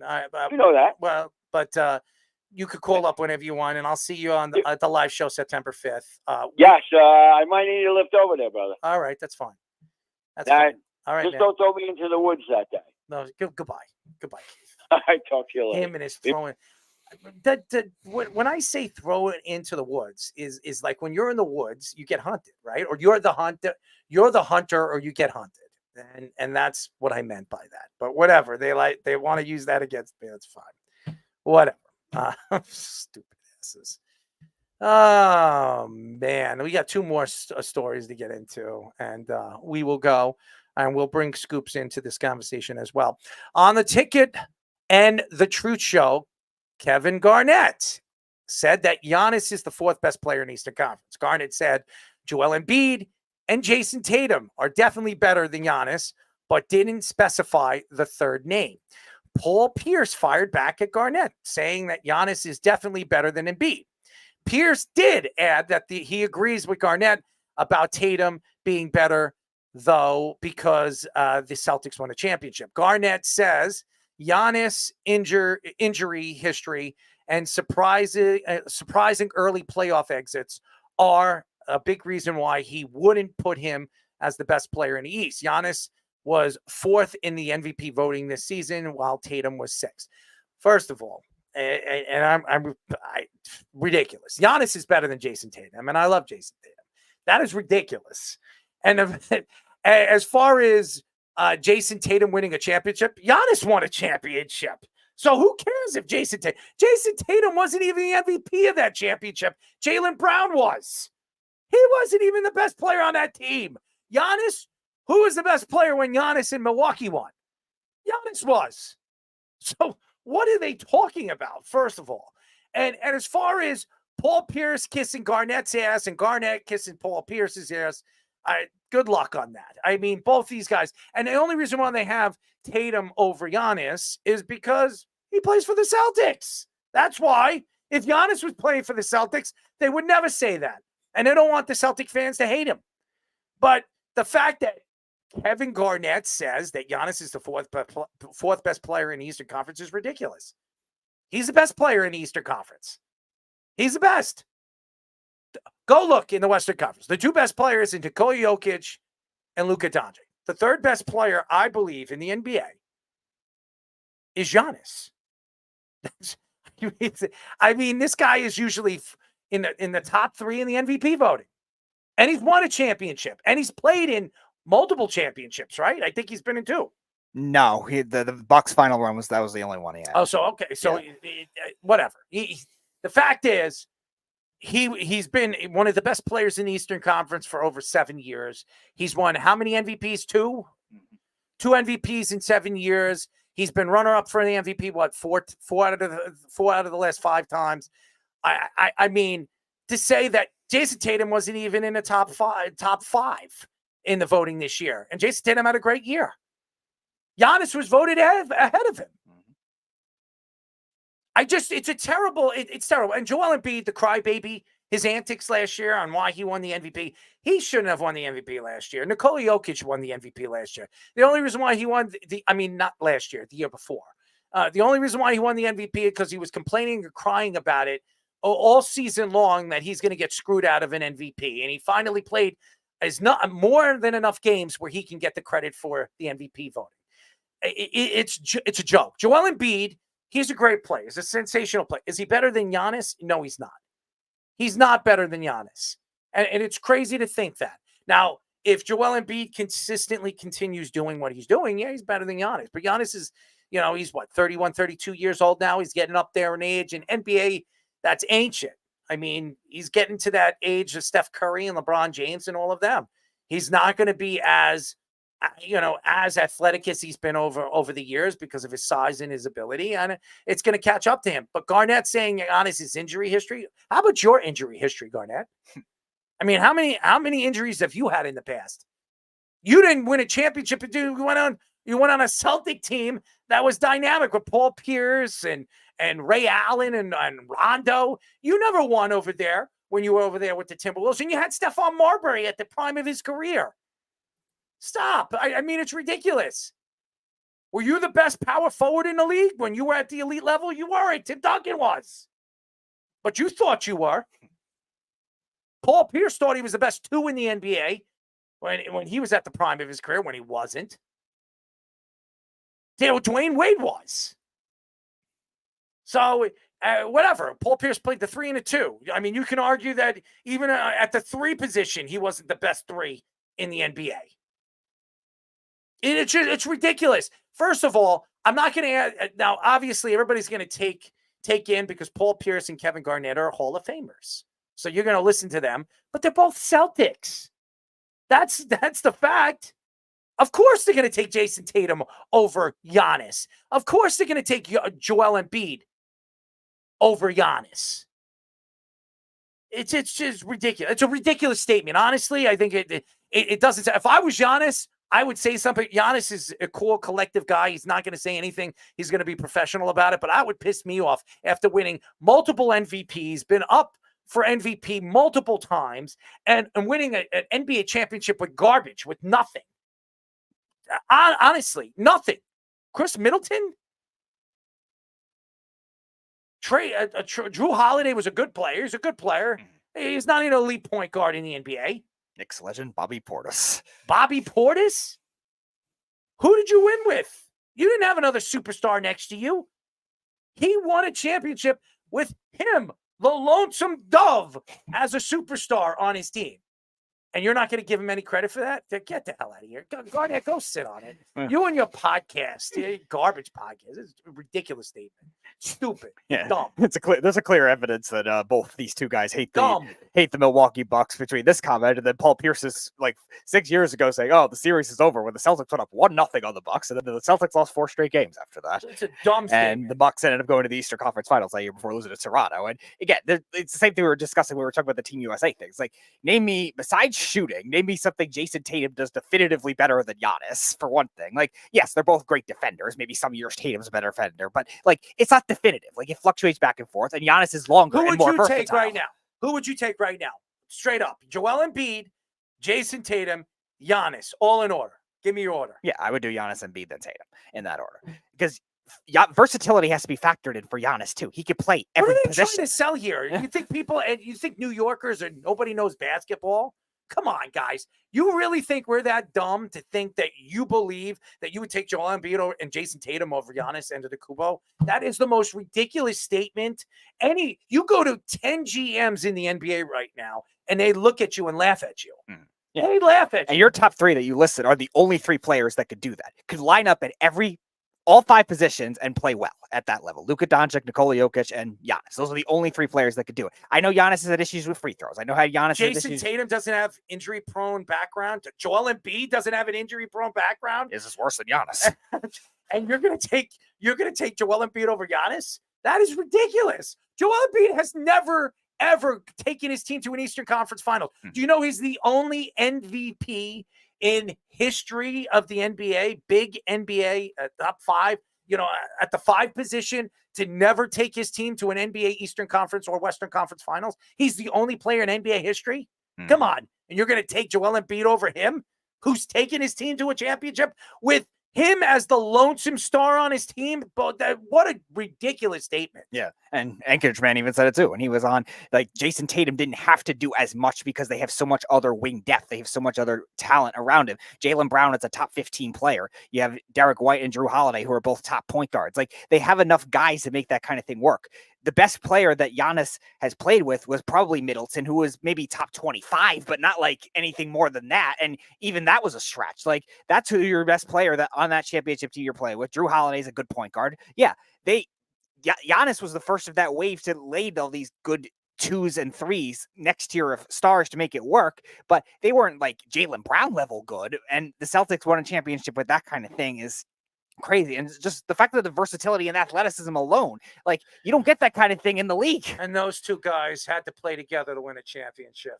I rest my case. Fish, you're muted. Sorry about that. Listen, isn't it odd? Well, it's not odd that KG's hating on someone. He's probably the biggest hater outside of Kendrick Lamar going right now at this point. Yeah, you're probably right. For real. But I'll say this. He was Giannis when he came out of high school. He was the unicorn that was 6'10", 6'11", could shoot it from just inside 3, which was a big deal back then. Now you have to be a 3-point shooter. And he would have if he played today. Don't you just think he wished he could have gone against Giannis and proved that he was better? Even though I don't know if he was. He's not. I don't know if he was. He's not as fast. He's not as big. Doesn't dribble as well. No. But, he did those other things. He was the biggest, smack talker maybe the NBA has ever seen. He would intimidate people in ways that had nothing to do with the game, with, the actual game. And he became the most cagey of the veterans as he got older when he lost his athleticism. I don't know if it's going to go as well for Giannis as he gets older without the shot that KG had. So I don't know. Right now we look at the careers and it looks like Giannis, this is just hating on someone who's better than him at the same position, arguably. And that's what I see it. That's the way I see it. But long term, he's got when he loses that athleticism. Look, he may never lose enough that it even matters because he's such a freak athletically that even if he doesn't move as fast, he's still going to be better than 95% of everybody out there, right? But he doesn't shoot it.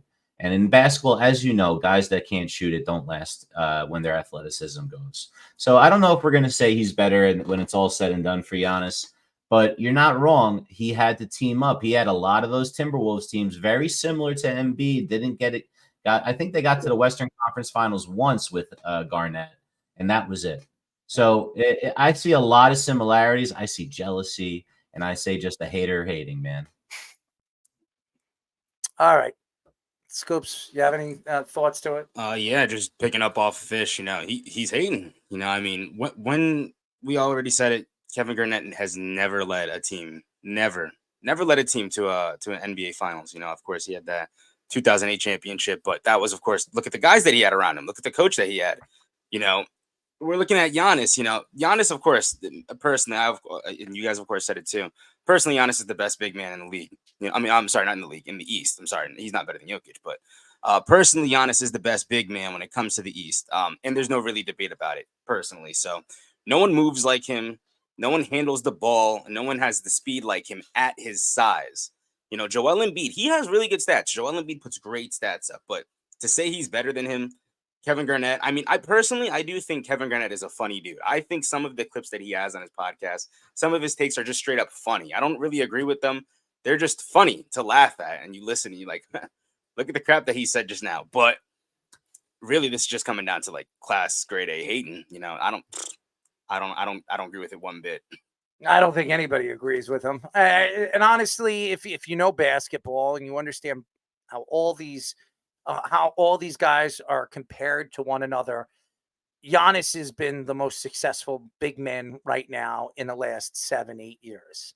And to say that you would take Jason Tatum, who, by the way, won his first championship and he wasn't even the MVP, or Joel Embiid, who's never even played in the Eastern Conference Finals, over a guy that won a championship as the lonesome star of his team, only tells me that you don't know basketball as much as you think that you do. I mean, I would love to hear what Tim Hardaway thought about that take. I mean, I think Tim would probably laugh at it and think that he's out of his damn friggin' mind. And I haven't even asked Tim Hardaway, but I would love to hear what he thought about Kevin Garnett and Paul Pierce saying this, because Timmy, who follows basketball and is working in the basketball industry, would probably tell you they're both on drugs, or lost their minds if they think that that you would take Joel Embiid and Jason Tatum right now over arguably the best big man in the league.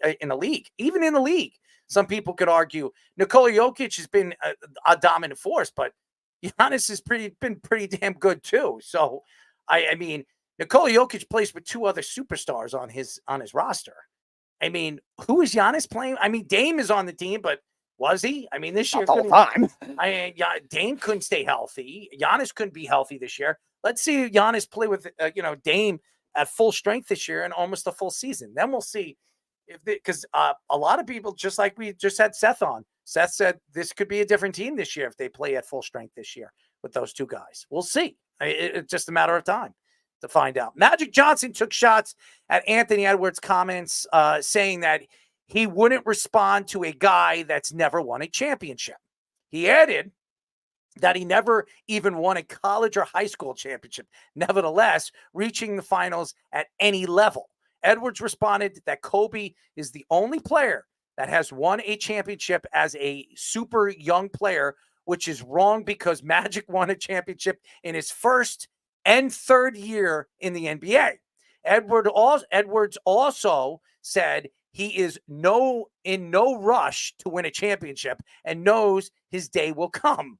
Magic was a 12-time All-Star, 10-time All-NBA player, 5-time NBA champion, and is one of only 7 players in NBA history with over 10,000 assists. First of all, Anthony Edwards says he's in no rush. What the hell is that? You're in no rush to win a championship? Your time will come? Let's ask Karl Malone and John Stockton that. I mean, let's go back. Let's go to Charles Barkley and ask him that. I don't know. Steve Nash, another one. Let's ask him. 2-time NBA MVP. Let's ask him. Anthony, you've never even won an MVP. You're going to come out there and say that you're in no rush? You had a chance to win a championship this year. This was your best chance to win a championship this year. No question. Because I think if they matched up against the Celtics, they match up very well against the Celtics. But they couldn't even beat the lonely Dallas Mavericks. You're in no rush, huh?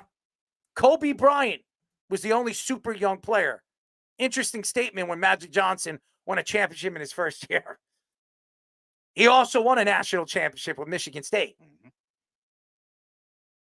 I think Magic Johnson has a good gripe on this. Taking shots at him that he's never won a championship at any level, stating that Anthony Edwards is not a championship player. Michael Jordan was a championship player. He won a national championship with North Carolina. And he was the player. With James Worthy on the team, a Hall of Famer too. He was the best player on that team. Michael Jordan was. Anthony Edwards really needs to go dig deep. He really needs to look at the past and understand the NBA for what it was. I think Tim Hardaway said it really, really good last week. He says, you're a young boy playing in a man's league. And when you state something like that, when you have guys like Magic Johnson, you have guys of that magnitude coming out, and there are other guys, Isaiah Thomas being another one, coming out and sticking up for one another, stating that there was no athletes besides Michael Jordan in the 90s. it only says one thing about Anthony Edwards. Were you watching basketball in the 90s? Were you even a basketball fan? Were you just playing football? Because, I mean, the stories coming out of the NBA draft when you were drafted at 1, if you remember, was Anthony Edwards was unsure if he wanted to play in the NBA. He wanted to be an NFL player. He was unsure that he was going to stick with basketball. I think everybody remembers that. Now, let me ask you a question, Anthony, and I don't know you personally, and seem like a cool guy, down to earth, pretty funny guy. If you even come close to the player Magic Johnson was or Larry Bird was, okay, and you go to the Hall of Fame, and you stand there in front of your peers, Magic Johnson, Larry Bird, your peers in the future, and this story comes up again, how would you approach it as a man, not as a boy, in front of your peers that are in the Hall of Fame? That's what I want to know. How are you going to stand in front of Magic Johnson, who'll probably be 78, 80 years old, and Larry Bird, if they're both still alive, sitting up there and speaking and saying, your farewell to the NBA and, and all the great things that you did? How are you going to approach that when somebody asks you a question? Did you really mean that statement? Are you sorry for making that statement? Because to me, that might go down as one of the worst takes in NBA history an NBA players ever had. To say that and to come out in the way you came out as a professional athlete against, with two of the greatest basketball players, stating that you don't know what the hell you're talking about, and you never even won in any objective of a facet from the high school era to your college era, and you're going to attack me when I won, when I was an elite player like you were when I came out of the draft?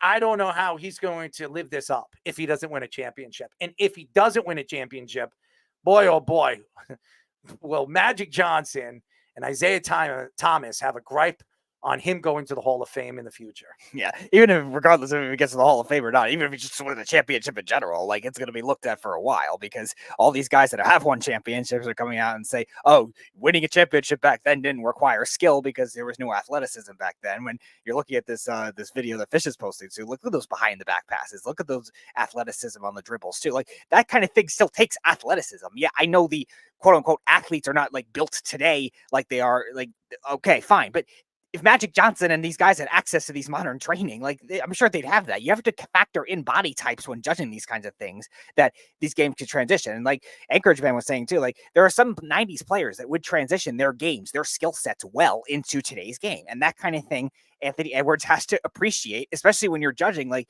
if he becomes the great player that he is, like, he's going to be always compared to those kinds of guys and always allegedly respected by those guys. Like Tim Hardaway was saying last week, there's a lot of modern players that he has appreciating for. Like, he doesn't have to be petty of just being the 90s guy all the time, because he has respect for the game for what it is. And Anthony Edwards clearly does not have that kind of thing for these past players. And now Magic Johnson's not going to be the only one. There's going to be a bigger, even more ripple effect. It started with Isaiah Thomas, and who says he's going to be the last one either?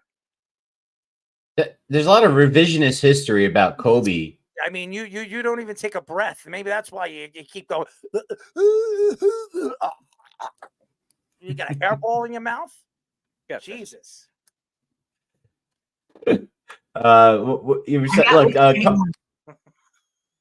Kobe wasn't that guy when he was younger. We remember that first year he didn't really do anything, and then he developed, but he was Robin to Shaq's Batman.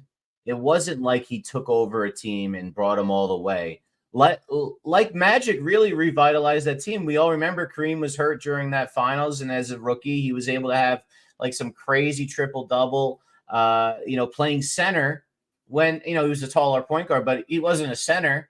And he did that as a rookie. I mean, that's doing it on the highest possible level against grown men. And Anthony Edwards thinks he has any leg to stand on in this argument against a guy like that. And how do you penalize a guy like Magic for not being around with all for 40 because he was 40 years ago when all these innovations that have happened to the game? The first time, for example, a small one that's not so small if you think about it. The first time I ever saw someone do the Euro step was Manu Ginobili in the Olympics. And then it became part of every single person. Dwayne Wade started doing it, and every single person has the Euro step in their bag. And then we got the move like James Harden with the step back to get open on the three. Everyone now can do stuff like that. Don't you think Magic Johnson would be doing stuff like that too if there was this knowledge of all this creativity over the last 40 years that was built on the backs of guys like Magic, guys like traveling, because that's what all these players do now. They travel. A lot of traveling from James Harden. Yes, a lot of them. LeBron James do. I think they've brought a new style of basketball into the game, which Tim Hardaway said it very best. He said, now there's traveling and they allow that. So they might as well be able to they don't even have to dribble the ball anymore. They might as well just, run to the hole and jam the ball, because that's what they're doing. It's just horrible. It's just the revisionist history bothers me, though. I hate it's as a history teacher, you get like people go, oh, George Washington was a bad person. And I go, are you guys kidding me right now? He grew up in a time that was really messed up. But that's what everyone in his society had to do. And he was the best of that society. You're going to hate on every single person that was alive 300 years ago in more than half of the country? No, you got to remember the good, the bad of every single person. We don't forget it. We don't forgive it. But at the same time, you don't place blame with today's values or today's knowledge, for example, with basketball on what happened in the past. Magic Johnson would kick Anthony Edwards' ass if they were playing together against each other right now. Of course. He might get dunked on a couple of times by Anthony Edwards, but Magic's winning a series easy against that dude.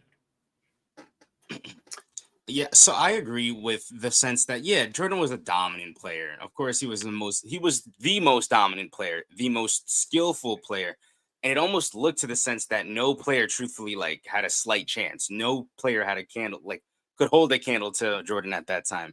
Teams celebrated outperforming or beating Michael Jordan in a regular season game like it was a finals win. So, yes, he was so dominant. He was a dominant player, but Magic Johnson should, of course, rightfully so, take offense to that.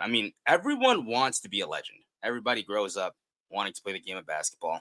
Once you get to there, you want to be a legend. You want to be the greatest of all time.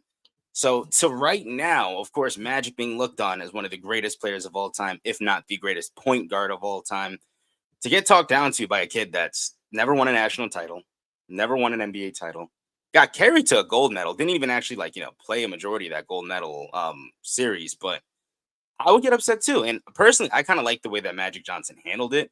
He didn't come off like this sort of, I don't know, I guess like an a-hole in a way. He didn't come off very hostile. He didn't come off like he was trying to talk down to the kid.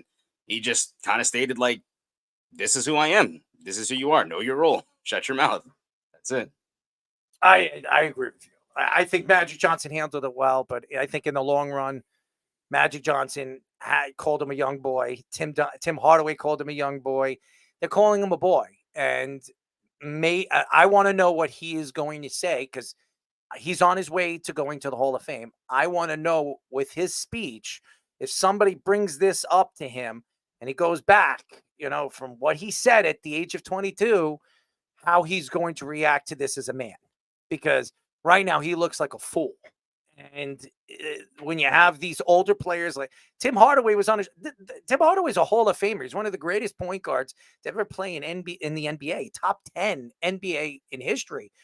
Anthony Edwards is not even a top 5 player right now in the league. You could argue that he is, but he's not even. So I don't know. I think he's out of his mind. I think he's lost it. And it's great that he loves Kobe Bryant. It's great that he loves Michael Jordan, and he's compared to Michael Jordan, but he's not Michael Jordan, because Michael Jordan, if he went to a Western Conference Finals, he wouldn't have lost against the Dallas Mavericks. He just wouldn't. So, you didn't show up in the most important games, and you didn't put your team on your back when your team needed you the most. Michael Jordan did. Magic Johnson did. Magic Johnson, Kareem Abdul-Jabbar. You remember that? in the first championship they ever won, Kareem went down in the finals. They needed Magic Johnson to defend the 5 in game number, I think it was game 7. Magic Johnson played game number 7 as a rookie and was the best player in that game. I rest my case. Anthony Edwards did not do that. Magic Johnson took over for one of the greatest offensive players in NBA history and put up the numbers that he needed to win a championship. Anthony Edwards couldn't even get his team to the finals. There's no comparison anywhere close to Magic Johnson. So it was terrible. It's a terrible statement by, I think, one of the best basketball players in the NBA. Hopefully he learns from it. I doubt it. Jaylen Brown hasn't learned from it. I mean, I don't think Jason Tatum's going to learn from what he said. And I'm looking forward to seeing Team USA basketball in 4 years because if it's anything that we saw in this tournament, Team USA doesn't win. They don't win the Olympics. They don't get the gold medal in 4 years. I can't see it. Keith says, Keith Magic played the 5 offensively, 42 points. He scored one of the greatest performances I've ever seen. Yep. So, anyways, we're not going to do Speedy After Dark tonight because, we've gone over. But we'll do that on Thursday. Speedy, you okay with that? Good for you. Are you okay with it? Whatever. It's evolution. Irrelevant. It's evolution. Irrelevant. Oh, man. Thank you to Darrell Reid. He was fantastic. Thank you to him for joining us. I know he's a busy guy. He's on his whole fruit diet. Yes. 2 days. I for thought now. He was doing it. I thought he was doing it for like months. This guy said to do it for 2 days. That's 2 down. That was so funny. Yes. Thank you to Seth, Anchorage Man Partnow, for joining us. I know he's busy getting ready for the NBA season. He works in Milwaukee with the Milwaukee Bucks. So I'm sure his thoughts to that statement with Tatum and Garnett didn't really roll. Anyways, we will be back Thursday. Who do we have on the show? All right, returning to the show at 8:00, former Rangers, Blue Jays, Brewers, and Nationals outfielder Kevin Mench. He was on last year. He had some very fiery takes as well. He'll be on at 8:00, and then a new guy at 9:30. Ike Charlton, he former NFL defensive back. He played for 6 different teams, and now he's the Wes. You'll like this one, the Toronto Argonauts defensive back coach. You got to grab those breasts. Charlton. You got to grab those breasts, right? Ike's breast. I don't.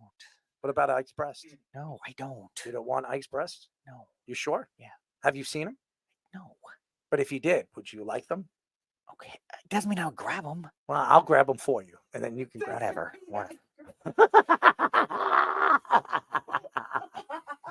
Oh, Giannis, the 4th best, my titties. That's a good one. Oh, Speedy, you are the best. By the way, where'd you get that shirt? Mets game a while ago. You sure you didn't make it yourself? No. Yeah, James likes it. Thank you. Yeah. You want to mail it? You want to mail it to somebody? I suppose. You want to mail your shirt to somebody? That's a lot of shirts. I have a lot of shirts. Hey, I'm just giving my shirt. Just take it off right now, Speedy. We'll mail it to his father. You can give it to his father. You'll sign it. I've got a lot of shirts, he says. What a man. What a great. It is great. We definitely got to start an OnlyFans for Speedy. Men in Black memory race. What's wrong with you? Why aren't you laughing? What's wrong with you over there? You're growing your beard out, I see. Okay. What are you trying to do? Nothing. Moses Jr.? I don't know. You all right with that? Sure, whatever. Could you do that? More legitimate than your Moses DNA test? Let my people go! Do that. Let my people go! What do you say? What are you, Axl Rose or something? I approve. I approve. Oh my God. I'll take that reference based on the fact that when I lost my bet with Carl and I had to wear all the wigs and stuff on my and the dress of it with that, I our friend Pete Bursick said I look like the drummer from Cinderella, so I approve of that. So I'll take all the hairband references I can get. You look like that. What's that movie that girl comes out of the TV? That's what you look like. The Ring. The Ring. That's what he looks like. Look at that boo boo. It's his grandmother's thing, right? Yeah. She looks good. No, that wasn't the bet from Carl. That was the one from Matty Caps. That's right. You do look good with purple on. You do look good. It is your favorite color, right? It is. All right. So there you go. Maybe we should have you wear that for the first live show.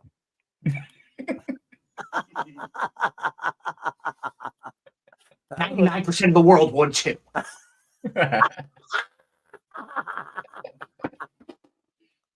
All right. That's it for our show, ladies and gentlemen. We'll be back on Thursday. Good night. You're listening to the Worldwide Sports Radio Network.